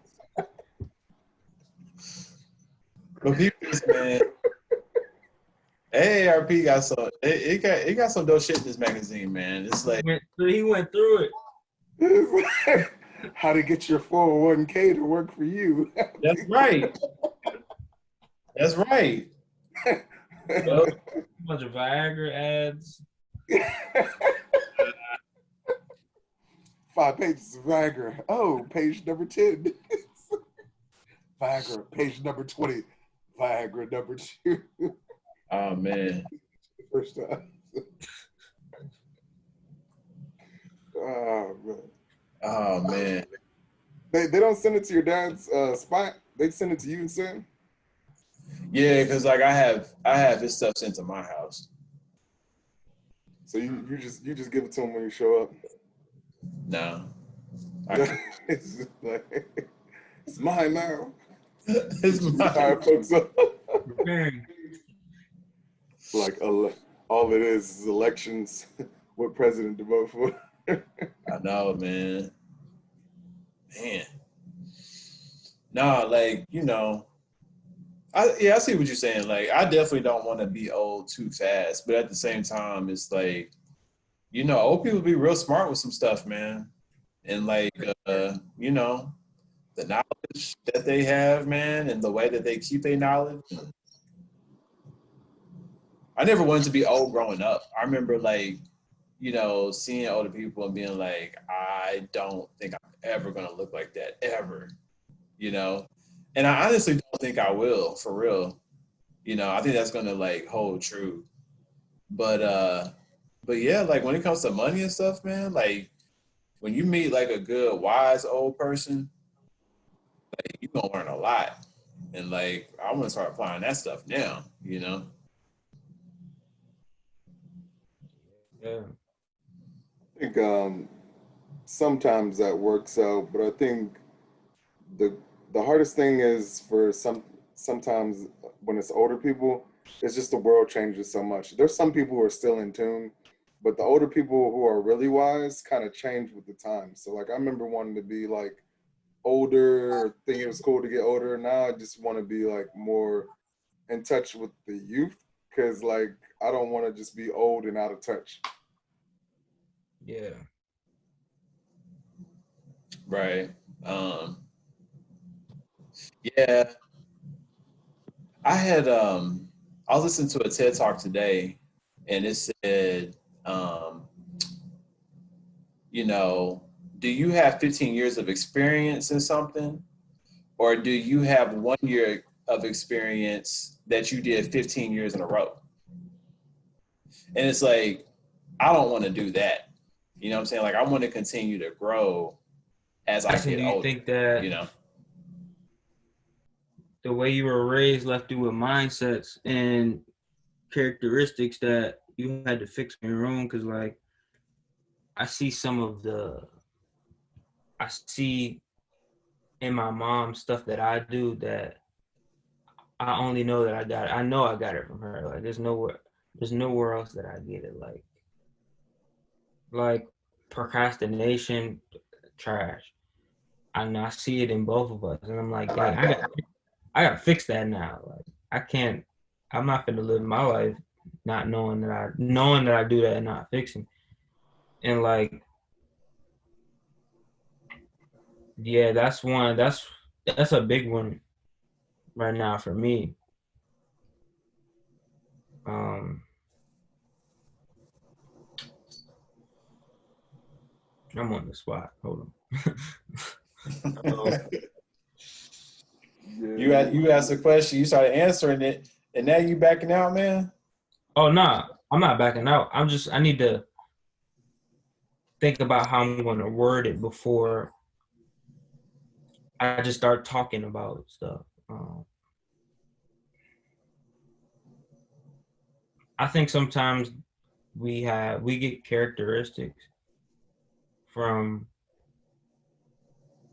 watching our parents as we were growing up. Remember, like we was talking about in the car about how like we see stuff growing up and we sort of adapt to that, and like we have to like nip it in the bud before it gets out of hand. And over the pandemic, I've witnessed. I mean, I'm not witnessed. I've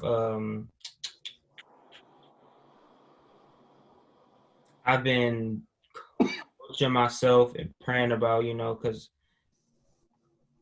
I've been dealing with like overthinking and procrastination and laziness, and I'm like, dang, I kind of see some of that stuff where I get some of that stuff, and it's like it's up to me to fix that now. But I didn't want that, but I have it, and it's up to me now. Yeah. Yeah, I mean it's really big when you can like realize that, Yeah.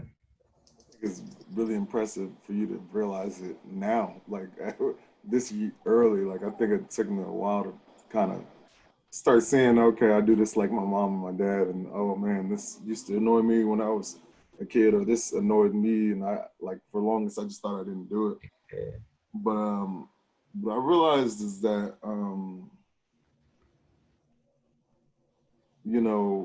like both of my parents are really nice and cool to be around and sweet at times, but it's kind of like, if you rub them the wrong way, they can be pretty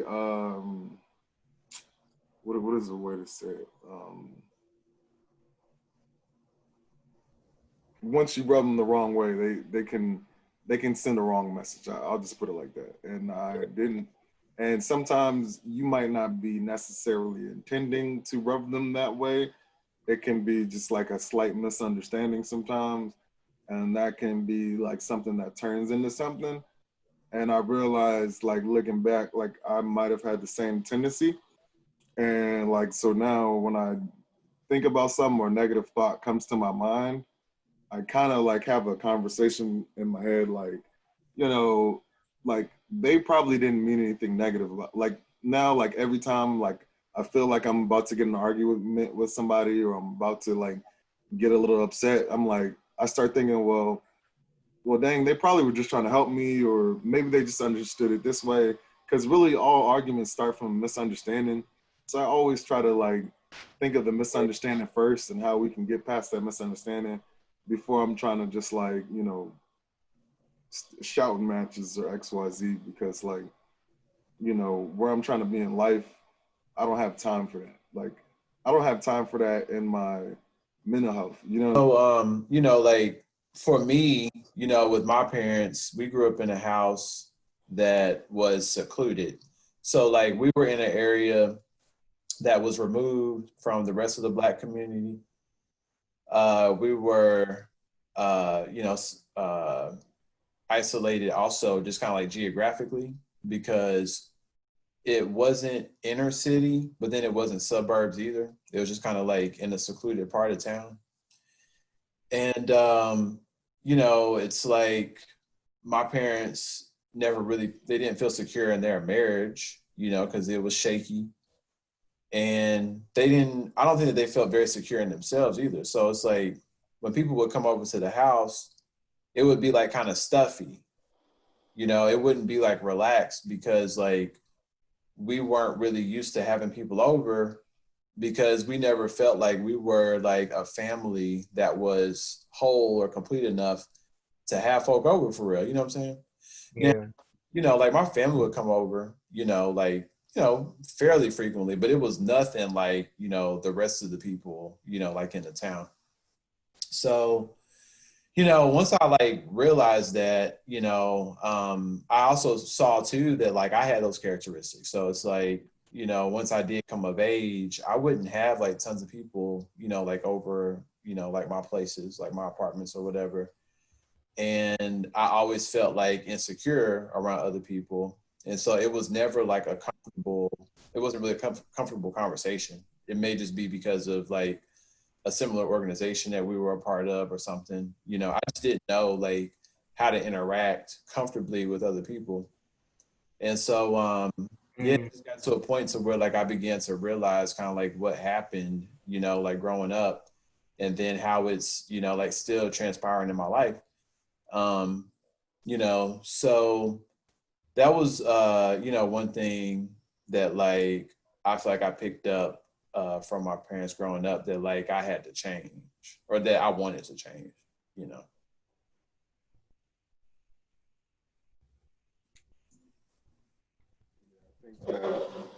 That's You know, good. there's a lot of things that we see our parents do that we like, and then there's some things, we don't like. And I think sometimes we try to avoid the things that we didn't like, and we ended up like slamming our face into doing the same things. And if they say if you're a wise man, you end up learning from your own mistake, or you learn from other people's mistakes. And if you're at least somewhat wise, you'll end up learning from your own. And it's good to realize like that your parents did something you didn't like, and you're doing it to somebody else, and you're actually trying to stop doing it instead of continue doing it, instead of just saying, well, that's how my mom was or that's how my dad was. Like, because all we're trying to do is be better people in the world. We shouldn't just be trying to be what our parents were, because they had a different life, and that's the reason they were the way they were. And I'm pretty sure they improved on whatever their parents had. And so it's like it's a responsibility for each generation to take it a step forward. So I think it's good that we're recognizing it. And I think everybody should recognize their parents' flaws and try to improve upon them to make a better world. Right. Yeah. Um, yeah. Sometimes, I think that we as adults never come to that realization. I would say like in general, most people just kind of go on thinking, oh, this is just me, you know? But I remember, saying something to you, Jared, about just like, I feel like I was raised to be a hater. You know what I'm saying? It's just like, it is important to like realize that in many ways we're a product of our environment, you know? Yeah, for sure. You know what I'm saying? Or like the people that, we hang around, you know what I'm saying? Um, that's just natural, you know? But when you really begin to like, ask the question, why, you know what I'm saying? Like, why do I do this? Why am I this way?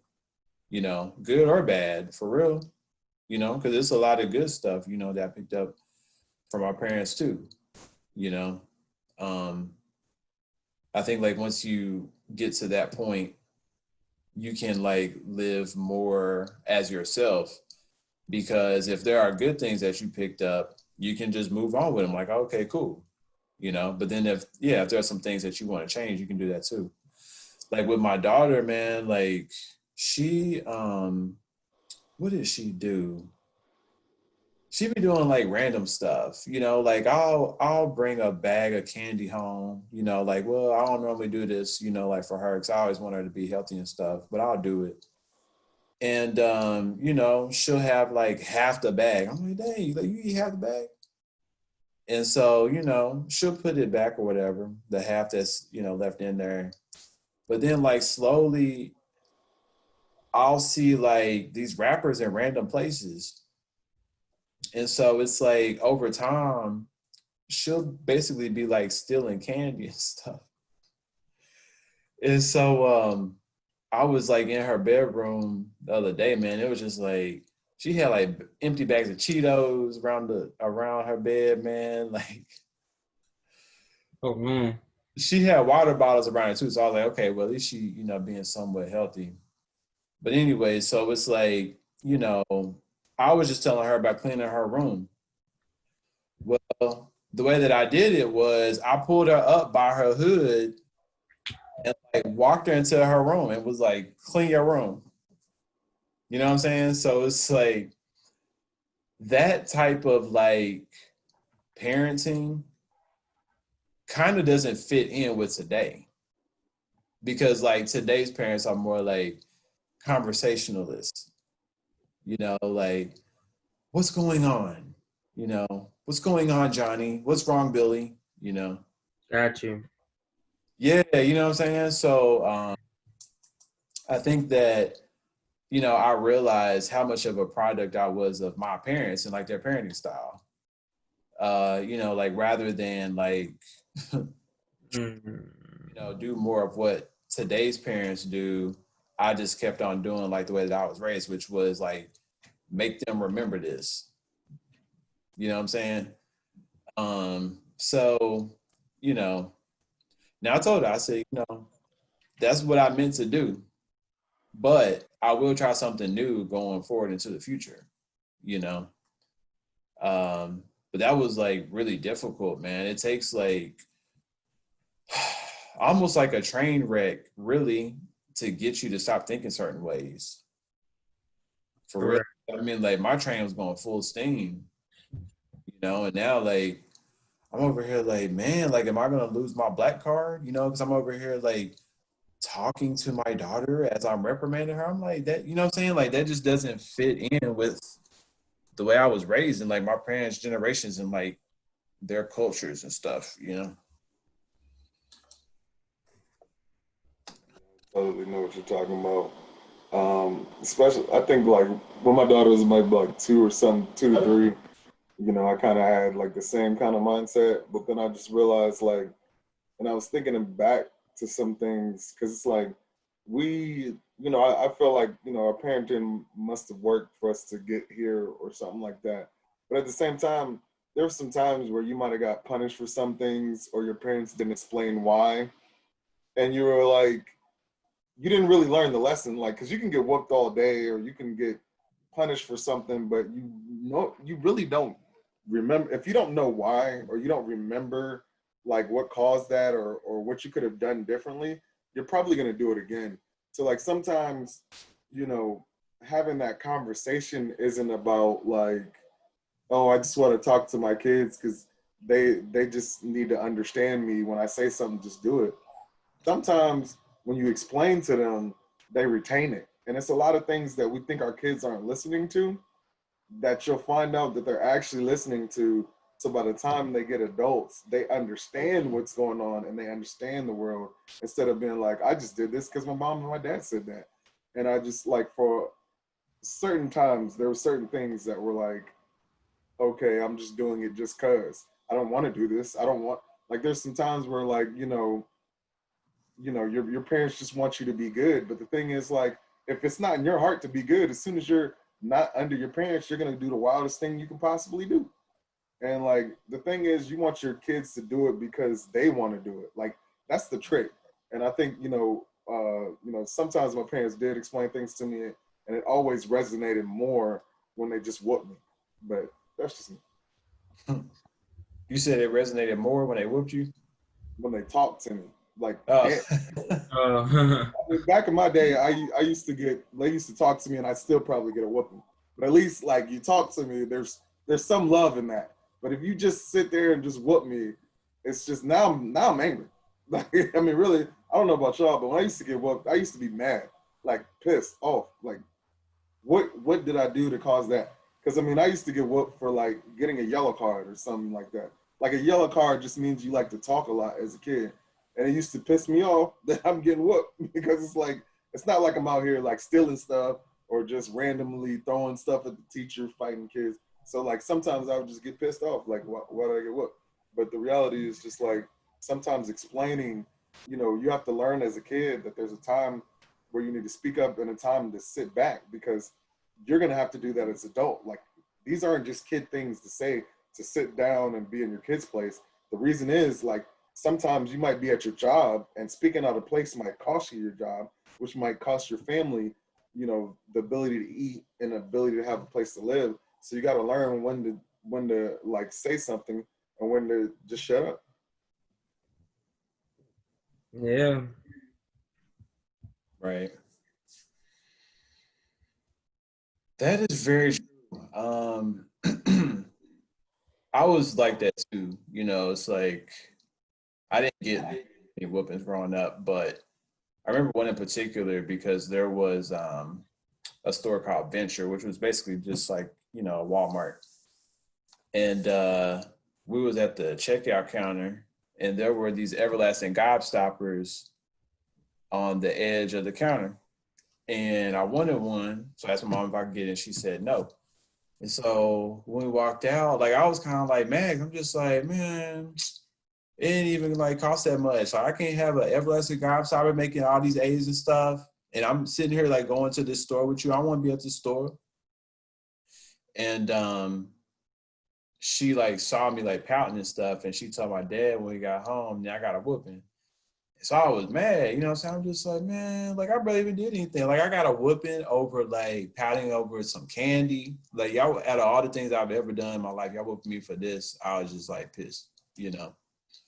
But I guess like based on their rules, you know, like how they grew up, like that was like, that warranted a spanking, you know?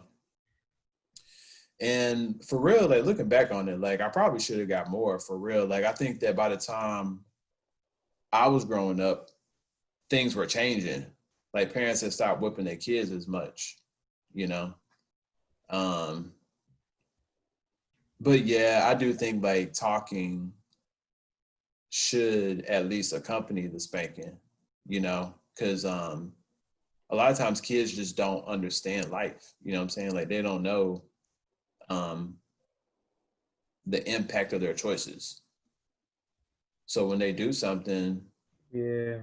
they don't see the big deal in it, you know. But if you explain it to them in a way that they'll understand, you know, like they might. I think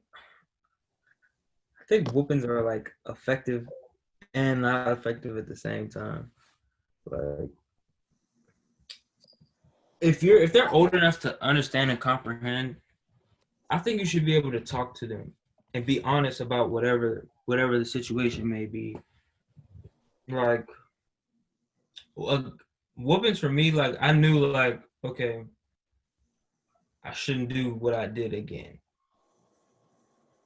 But like actually I don't think that I've ever got a whooping for nothing. Actually, you know what? What were you guys talking about? I got whoopings for nothing at certain points, and not to I mean it was just really sometimes it was just perceptions of things they thought I was doing and I didn't, and I was just like, you know, come on now, like that wasn't really warranted. But I mean, kids will be kids, and the reason why I don't really agree with whoopings, it's not because of my upbringing, because it like I don't feel like my upbringing was bad in any way. But like I look at my daughter now, I don't whip my daughter, and literally if I tell her to do something, she's gonna do it. And I've like explained things to her for a long time, so it's like I don't have to like tell her like 5 times to do something. I just tell her to do it, and she does it. Like, she's just a naturally good kid. So it's just like, you know, if you're whooping a kid it's like, sometimes you don't even have to do it. Sometimes you just can sit down and have that conversation and they'll never do it again, because it's just the fact of disappointment. Like, the thing is, when you love someone, like whether it's you parent to child, child to parent, like just that person being disappointed in you is enough for you to want to change something you're doing. It doesn't have to be physical. And I think sometimes because of, you know, being raised with the whooping, sometimes that then becomes your answers to solve problems. So now it's like when you're having a problem with somebody, how did your problems get solved? You got a whooping. So now if you're having a disagreement with somebody, how do you feel like you're going to solve that? Are we going to fight? And, you know, and this day and time, fighting someone can be like years behind bars. And like that doesn't work out. So it's like sometimes there's the good with the bad, but I think it's a good thing that they're actually like getting rid of it, because the society, like having you all aggressive as a kid and then coming into society, it's kind of a double-edged sword. And I think a lot of the whoopings just comes from slavery. And I think at this point, we need to really separate from slavery, in my opinion. Yeah, I think that the most whoopings did was have me more scared to talk to my mom in the future about things. Like, what I'm gonna come to you? All you gonna do is get mad and whoop me? Like, I'm good, fam. Right. And like, for me, it didn't like stop me from doing anything. It just made me more calculated. Like when you're a person who got a lot of weapons, you just start learning how to not get caught or not get in trouble. And sometimes that's not good either. Sure. Like until you know what I'm saying? It's not like I was doing it because like, oh, okay, I don't want to get a whooping. It's like, okay, now I just need to figure out how to not to get a whooping. Right. Yeah, it make you like mischievous for real. Or even not even necessarily mischievous, but it's like, you know, for me, I was very fearful of getting a whooping. You know, based on the ones that I saw, you know, like my sister's getting, and just other people around me, because it's like, you know, a lot of my cousins were older and stuff, you know, so, you know, like I hear about their whoopings and stuff. I'm like, I don't want that. So I'm just gonna do like everything that I'm supposed to do, you know, when like it honestly probably wasn't even really my personality, you know, for real. Um, so it doesn't necessarily mean that like a kid is like good if they're just following the rules. They may just be good at following the rules. Yeah. Yeah, I think you know, I think about that like, you know, with like the law and you know, like Jesus coming in and talking about love and all that stuff, and how like, you know, the law was a precursor. You know, I kind of like see that the same with like whoopings, because, you know, it's like if you can't express to a kid enough to communicate, like enough to like get a point across or like teach them something, maybe all you can do is whoop. You know what I'm saying? I think like a lot of times with like the older generations, based on the way that they were raised and also just like their lifestyle, like life was harder, you know, in the late 1800s. Life was harder in the early 1900s.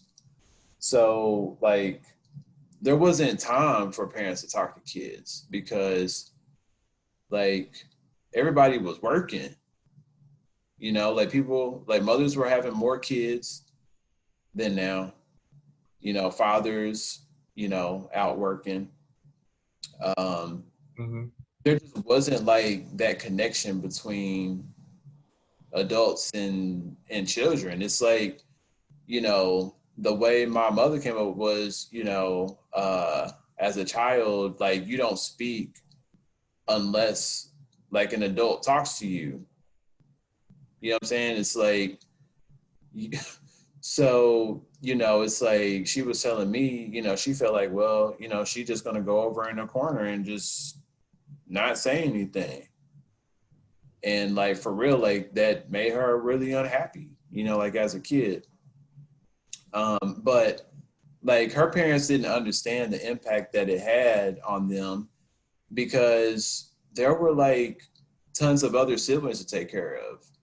So I think it was like really hard for them to like see each child as an individual and see them as like a person who's like capable of understanding adult concepts. You know, I think that's one thing that like I wanted to change, you know, and so it's like I am definitely more inclined to like talk, you know, like with my daughter about stuff before I discipline and like express to her, you know, like what she's going through, you know, and like ask questions and things like that and try to help her. But I still got some of that old school, man. You know what I'm saying? It's like that hand just go up. You just like, what she? Oh, she got, man. You know what I'm saying? Like they say, like that one little smart comment. I'd be like, ooh. Yeah, some kids need whooping for sure. I remember this one time my aunt put me on punishment because whooping was just too easy. Like, I got grounded like in my room, which was trash. I guess that was more effective than the whooping, I guess. Yeah. There's always something a kid wants more that if you take it away, it'll do way more damage than the whooping. And that's why I don't agree with whoopings anymore. And another thing is like, I think it's like obviously the slavery thing is because like when you love somebody, you would never want them to go through slavery. But slavery, they had a whip. A belt is like very not obviously not exactly the same, but it's close enough. It's like, do you want to cause physical pain? It's like you don't want your kid to fall down and hurt themselves at school, but you're causing them physical pain. I don't know. Yeah. I think you can get to them easier by like, oh, you want this? Well, you didn't do right in school, so now your TV privileges is taken away. And now with kids, they love TV and stuff so much. You take away the TV, they'll get it right every time after that. Promise you. Or that phone. It's so easy now. Yeah, that phone, man. That tablet. My mom always swore she was gonna take the door off my hinges, but It's like it never did. COVID, man. COVID's one of them topics. It's kind of like the same as talking about the housing market in the DC area. It's just like, what? oh. I'll probably. You got to be older to get that one. The housing, I totally know. What Oh, okay. Yeah, it's like I just don't know if that's ever like, I don't know. Y'all seem really excited about it, so I was just like, all right. You know what I'm saying? But it's like for me, when I talk about COVID, I just be like, it's like social media, basically, because it's like so many things are going on with it. Some people got different opinions on it. Like it's like killing people, and it's a lot. You know what I'm saying? But you know, if that's something that like needs to go forth, you know, like I don't mind that at all. And you know, like I'll do the best that I can. If you know what I'm saying, like if that's important, it needs to go out there. Yeah, I think that the world, if people been doing as much reflecting as they say they've been doing on social media, the world might be somewhat of a better place. Socially. I hope so. I don't have to wear these masks. Well, I think COVID is It forever changed served the like world. millions of people. what's up? No, I'm just saying you just served like millions of people. Yeah. Oh, we're not supposed to do that. No, you are. Cool. I think COVID has changed the world in good ways. Um, that'll forever change the world. Like I think since COVID's happened, people realize like you don't have to be in your office every single day to make it work. Like I think everybody's job for the most part has still been able to work fine. At least most people, like there's some industries like restaurants and other people who are laid off that, you know, their industry you had to be in the office. But I think a lot of other industries like IT, technology, we were just coming in the office just because somebody was old school or somebody was used to seeing people face to face. And a lot of times you get to do a lot more work because you don't have somebody like coming over to your office just to randomly talk about some random stuff, which I mean, obviously those conversations are good, but it's like it doesn't need to happen every day. Cause like at the same time, like sometimes, you know, somebody might come to you like 4 times asking when something's done. And every time they ask when something's done, it slows you down a little bit. And sometimes when you're at home, you're able to just keep knocking it out and you don't get as bothered as much. So it's like a catch-22. But I think from this point on, I think most jobs that are like don't have to be like in the office or at the place, they're gonna have some form of telework. Yeah. Oh, here's the thing. Yeah, you know, I told you it's conspiracy. like, yeah, I think like, you know, for me, like with COVID, uh, I've strangely like really embraced it. I think that a lot of good has happened as a result of it. I've also experienced a lot of, you know, like bad, you know, my dad came down with it and he was already, you know, in failing health. So, you know, and I know that people, you know, like have died, you know, like some dear people to me have died, you know, like as a result of it. Um, I think like in the future, I think that it definitely will change, you know, the way that we interact with one another. I think that it'll change the structure of the workplace and how we view the workplace. I think that it's like breaking up a lot of like stoic frameworks for things, um, which is all good. You know what I'm saying? I think it kind of like woke us up, you know, it made us like really, you know, like in like visualize the world that we're in, like for real, like right now today. Because I think in a lot of ways, like, you know, we're just walking in old models and we don't know that we don't realize that we're doing it. Like you know, like you were saying, you know, about just like going into work, um, basically just because that's the way it's always been done, you know, based on somebody's, you know, perspective or whatever. But it's like now, I think those people, well, at least some of those people, in my experience, are really enjoying their time at home, you know, and so they're seeing the value of working from home and that you don't have to keep on doing the same thing. And I don't think that that would have happened if it wasn't for COVID, you know. So I think it'll be like a lot more flexibility. Um, I think the fact that like people are a little more sparse now, sometimes I see it as a good thing. You know, like I haven't been sick for like months and months and months and months and months. You know what I'm saying? Because it's like we're all taking like such care in how we interact with other people. So I think that that's a good thing. And we probably should have been doing more of that, you know, like back in the day. Um, you know, because like I grew up with the mindset, even if you're sick, you go to work and you let your boss see you sick so that they'll know how diligent you are at work, you know? And it's like, that is very like archaic, you know, like in thinking, man. And, you know, like since this has happened, I feel like people are like dealing more in self-care, you know what I'm saying? Like taking care of themselves, you know? It's more time to think. or like just like ponder. There's more time to just be, you know. It's less like stifling, you know, like when you're at home. And even people who are going into work, you know, it's like there aren't as many people coming in. There's not as much traffic, you know.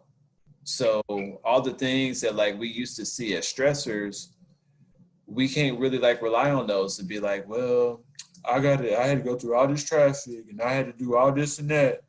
You know what I'm saying? So it's like now, what's your excuse for complaining? You know?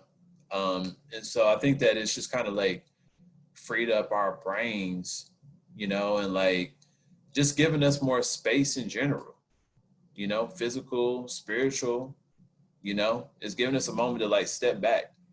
And hopefully that continues on, man, to where we don't feel like we got to be in like bondage to old ways of doing anything. I think another thing was like COVID has let you put like your friends into different tiers, I guess. It's more like, you know, the people who stick with you through COVID, like those are your like top offhand, which I already knew who they were anyway. But it's like, you know, some people you still hung around a little bit more that you probably ain't really heard from lately, or you know maybe after COVID y'all might hang out still, but it's just like, you know, maybe you wanted to give them more of a role, like even if, let's say your wedding or not, you know, but now you realize, you know, okay, that's my friend, but it's not like my best friend, you know what I'm saying?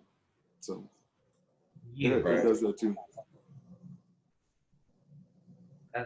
that's true. You definitely see who in your corner throughout this journey. Right. Yeah, it's almost like I don't know, it's created, you know, like a I guess like an intimacy, you know what I'm saying? It's like, you know, who you rock with like during COVID, it's like so many barriers. You have to set up so many barriers nowadays to interact with anybody. So like, you know, if you feel comfortable enough with somebody now to like not wear a mask, it's like, oh, we for life at this point. You know what I'm saying? Yeah, like yeah. You know what I'm saying? I do think it like it puts it into perspective, like the people in your lives and like, you know, like your comfort level with them, you know, like it's almost like a mirror, you know. It just shows you kind of like who these people really are to you, you know.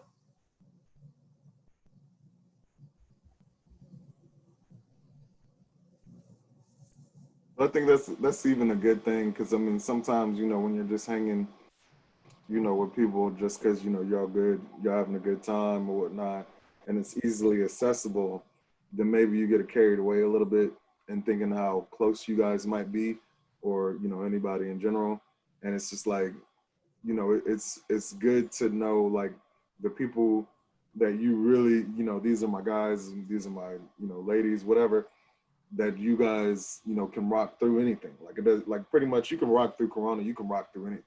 Like if you're friends and you can maintain communication during Corona, there's nothing that's gonna stop you guys from being friends like forever, basically. I mean, until like pretty much, you know, life or, you know, death or whatever happens, you know. But at the reality is just like, you know, if you can make it through this, you can make it through anything. And I just think it's cool to just it's even better that people show up in your corner more so than the people who didn't, because it doesn't really matter who didn't show up in your corner, because you're born into the world by yourself anyway. So it's just like, you know, when you have those people in your corner, it's something to be proud of. Right.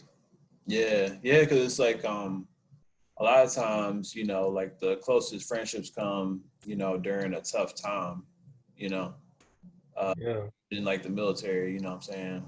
Or even as a contractor, you know, just like, you know, being in austere, you know, like locations and stuff like that, it creates, you know, interactions that are different from, you know, ones where they're more casual, you know, stateside. Um, And I feel like, you know, this COVID situation, yeah, it's definitely been one of those like storms, you know, that like, you know, we rocked through together, you know. Yeah, I remember, you know, I remember that. I remember them times. That's what we're gonna be saying like 20 years from now, you know. And you remember we did, yep, we still did that, yep, you know. Can't wait to tell them stories. Yeah, yeah. I mean, I could wait for 20 years because then I'll be like, what? Like 50 something. But yeah, I know. I ain't trying to get, don't rush me now. I'm not trying to be 50, dog. I feel like, I guess the reason I be saying that now is because, like, I remember young, I was like, I can't wait till I get like 20 or 30 years old. But now it's like, I'm here. I ain't trying to rush it. For real, man. Now, but the thing is, like, I guess like what I took from that was like, you know, I'm ready for the days when like COVID's like in the past, and it's just like, phew, that was crazy, you know. Right?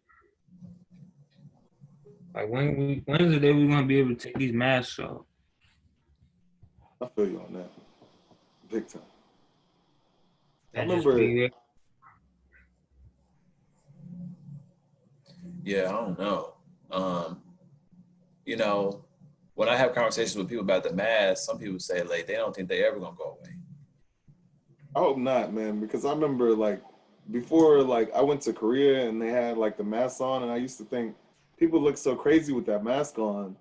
Now we're doing the same thing. It's crazy, and it's uncomfortable after a while. Like if you have it on for like hours, like your ears are gonna start to hurt from the bands pulling. Mm. Yeah, a homie of mine from Korea said that they wear them to avoid getting other people sick. I'm like, wow, y'all care for other people like that. That's dope. That's sweet. yeah, yeah. You know, I remember when I went to China, man, like back in undergrad, and the air was just like thick, like you could like smell the dust and like pollution and stuff. And you know, like it probably wouldn't be a bad idea to wear a mask in that type of situation. I think like for me, it's just kind of open like that field of opportunity.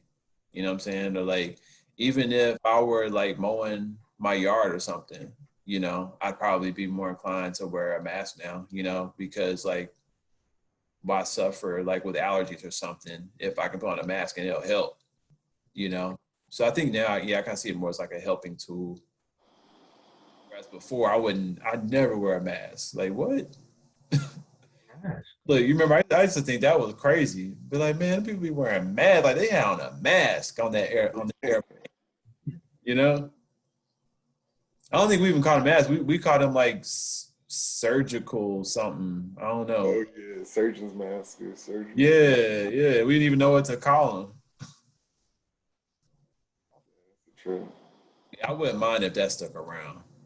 Um, I guess like one thing that would be like odd to me now is like a restaurant or a bar that's like packed. Like that's gonna be like foreign to me, I think. You can be like, yeah, is it safe? Yeah. I might I, feel comfortable. after Corona's over, I won't care. Like as soon as they say it's good, I'm gonna be like, whatever. I will not care. Because I'll take their word on that. Because I'm ready to just like be around people. I hope COVID ends in the summer, so I can hit the barbecues, light it up, get the grill going. I missed the grill this year. That was a big thing for me. So I was pretty hot about that. Yeah. Yeah. Yeah. I mean, I guess yeah, there's a lot to like be missed, you know, now, definitely. A lot of things that like I think I took for granted, you know, just like being around other people, like being in the presence of other people. Like I always took that for granted, you know, like always having like church services available. Like I definitely took that for granted, I think in some ways. So yeah, like I'll be excited, you know, like to have those things back.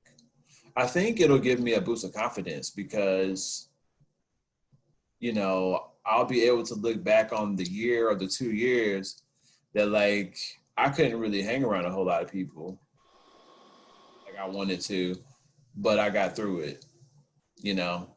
Um, and I was able to like keep a lot of relationships during that time. And I was able to learn a whole lot about myself during that time. You know, because it's stuff that like I've learned about myself. There's no way I would have learned about, you know, without Corona, Yeah. this virus, you know. Um, so yeah, I think there'll be a lot of, you know, like lessons learned, you know, from the situation uh, that can be helpful to us like as individuals, and then also just to, you know, like the nation, you know, for real. Um,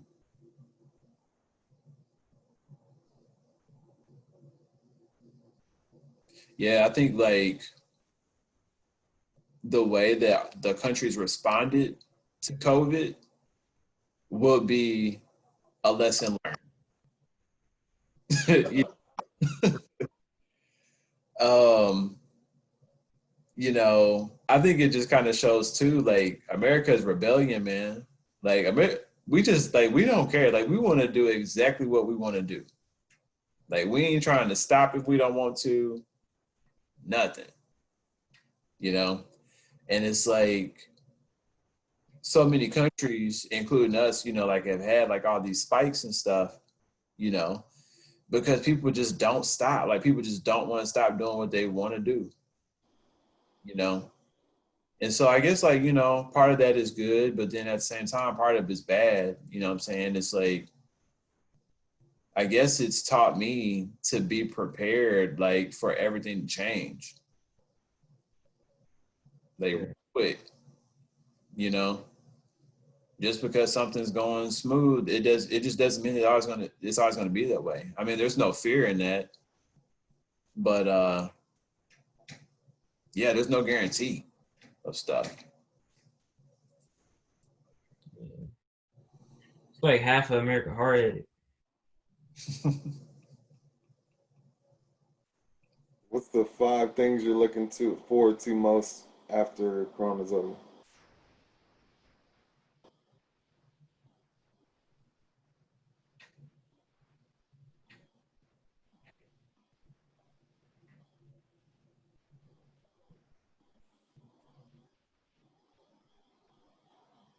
Well, I was gonna say the movies, but they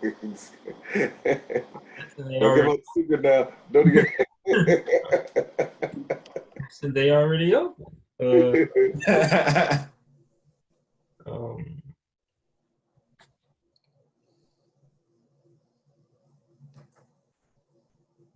I don't know. I think I think I'm done. I don't think I was doing too much before COVID Yeah. to have things to look forward to. I already done went out and ate. That's really that's really about it. Bucket list for COVID. Yeah. Yeah, I don't know. What am I looking forward to? Well, you know, like church, hanging around people, like you know, dropping by somewhere. Um, you know, like seeing, you know, like uh, you know, my friends' children more than one time.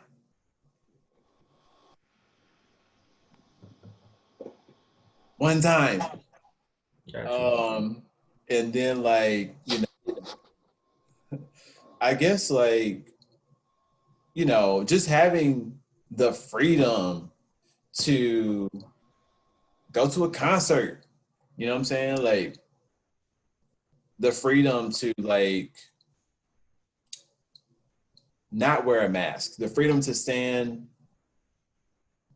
3 feet from somebody in the store if I want to. You know what I'm saying? Actually, I kind of like that 6 feet distancing. Yeah, he ain't 6 feet after COVID. I never like when people are too close on me anyway. So it's like, oh, that's cool. Yeah, I'm kind of like I don't really mind that too much, but you know, I guess it's like it's something else when it's like a regulation than when it just happens naturally. You know what I'm saying? Because like, you know, like I might need to be closer to somebody for whatever reason, or if I'm like walking down the street and like I feel like I have to, you know, walk to the other side or something. Sometimes I'm like, dang, this is really antisocial. Oh So I guess it's like it's little instances like that, you know, like I'll like, you know, to have back, you know. Um, what else? Um, just things like not having to check to see like when the store closes because of like COVID or like if they're still operating, you know. Like I was thinking the other day about like skating, you know what I'm saying? I'm like, is the skating rink open? You know? So yeah, stuff like that, you know, just having like conveniences, I think will be good, you know, to have back. Uh,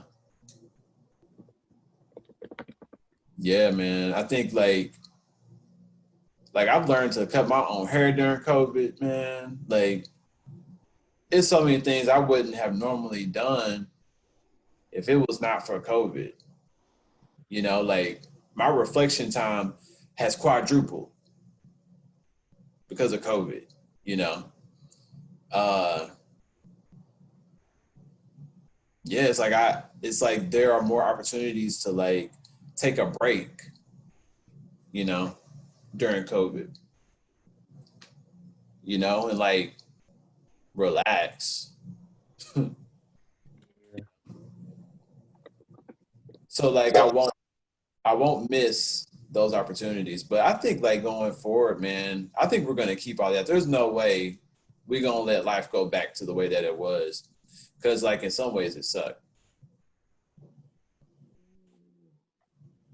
For sure. yeah, I agree with you. What Hey, ball games, man, it's like, you know, I miss going to, you know, like Wizards games sometimes if I want to. Georgetown game? Oh, guess what? They canceled. In we go. Oh, they did? Yes, COVID killed it. Yeah. Yep. What what would you change about COVID to make it more comfortable? Like, or the regulations around COVID to make it more.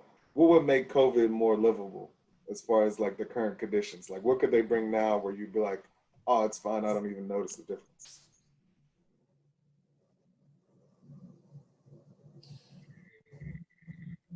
I don't know, man. Like I think I'm from a different breed or something, but I would rather like do something extreme for a little bit of time than for like something to be like not extreme and then it take a lot longer and it'd be like a lot of ups and downs. So, you know, like for me, if anything, I think the regulations are like light. You know?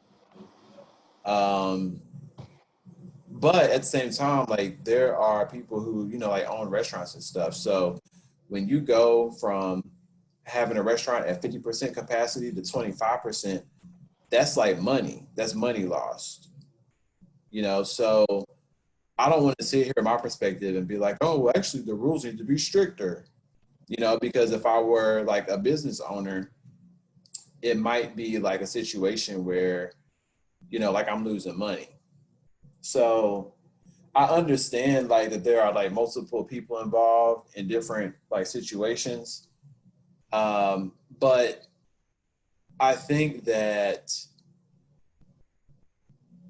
I just want like us as like Americans to listen like more closely to what we need to be doing. So for instance, it's like people started like, hating on Fauci when he would come out and say, like, hey, masks, reduce COVID exposure.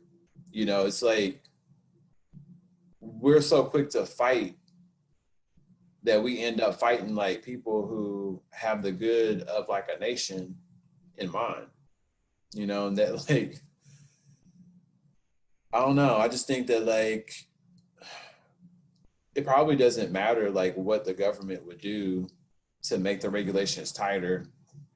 People would still find a way to go out and do whatever they want. That's how it usually happens,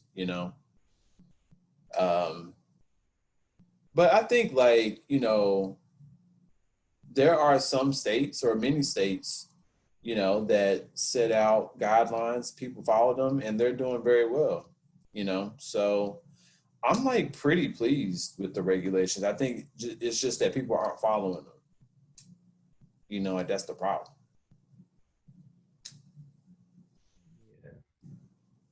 Yeah, I would say that like there's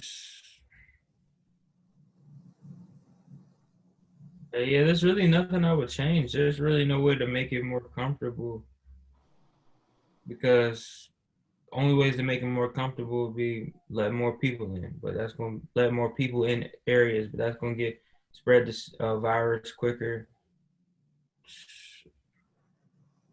Taking off the mask, but that's going to spread the virus quicker.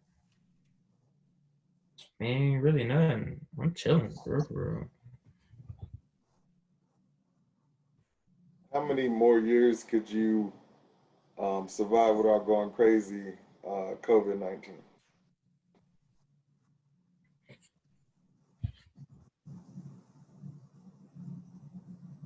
How many more years? If I get a good job, probably like 5.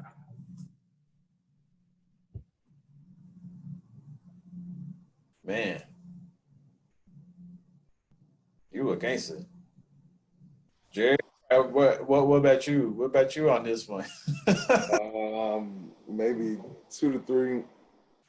I mean, 5 max, but once it starts getting to like my oldest getting to high school, and my youngest starting to go to school, I wouldn't be too good with that. Oh, you gonna be teacher / dad. Trying to get them in sports, man. Yeah. I don't know. I mean, like it's very like, it's different. It's really different, man. It hasn't even been a year yet, right? And It feels like yeah, I'm just like, it'd be hard. I mean, like, my hat's off to y'all talking about 2, 5.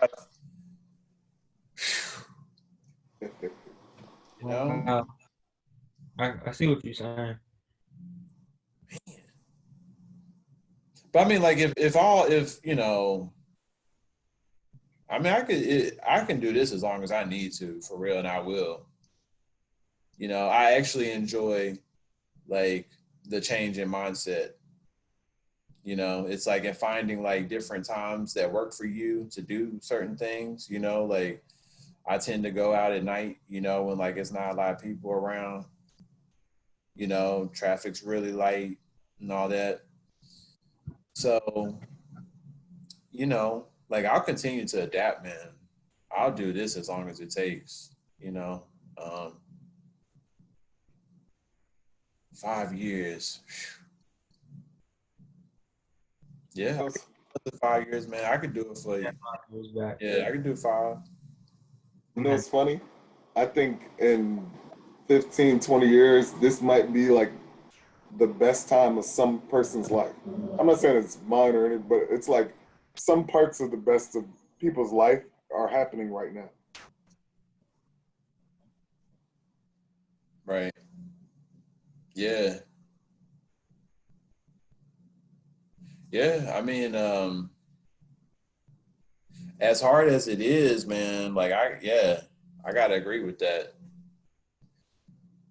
For real. Cause it just like it shook us up so hard. Like nothing else would have shooken up like the whole country at the same time. you know, as this has.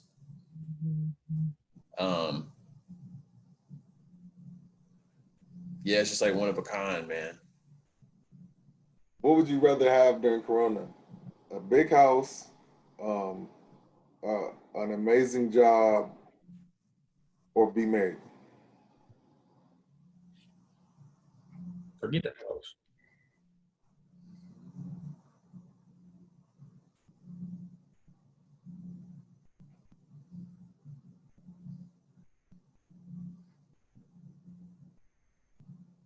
A big house, amazing job, or what was Be that? married.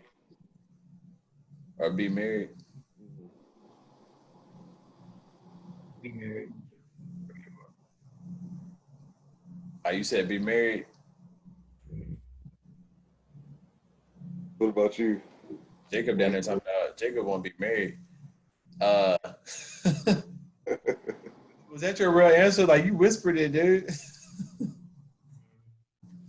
Yeah, I said it. I said it. I said it.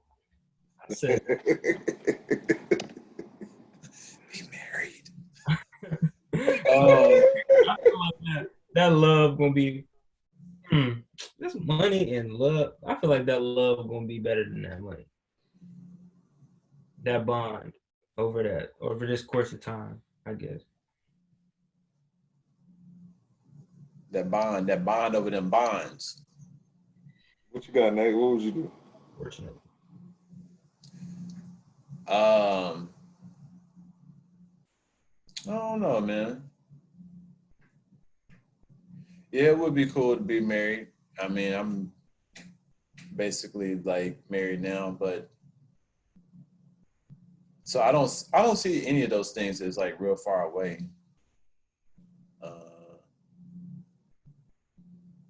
I think sometimes it's just a matter of like what you have time for, you know? And so like during Corona, what would I want to be just like given to me without me having to work for it that I wouldn't get otherwise? That might be the house. Cause like I'm gonna get married. Like but I ain't got no house right now, so I say a house, man. A house. Standalone. I want hard. If you take one, the other's off the table in this scenario. Married. It's like, you don't get to choose them all in the scenario. or should I say married? Marriage. I think that's the consistency then, because like really, what does money get you during Corona? What is a big house with nobody in it?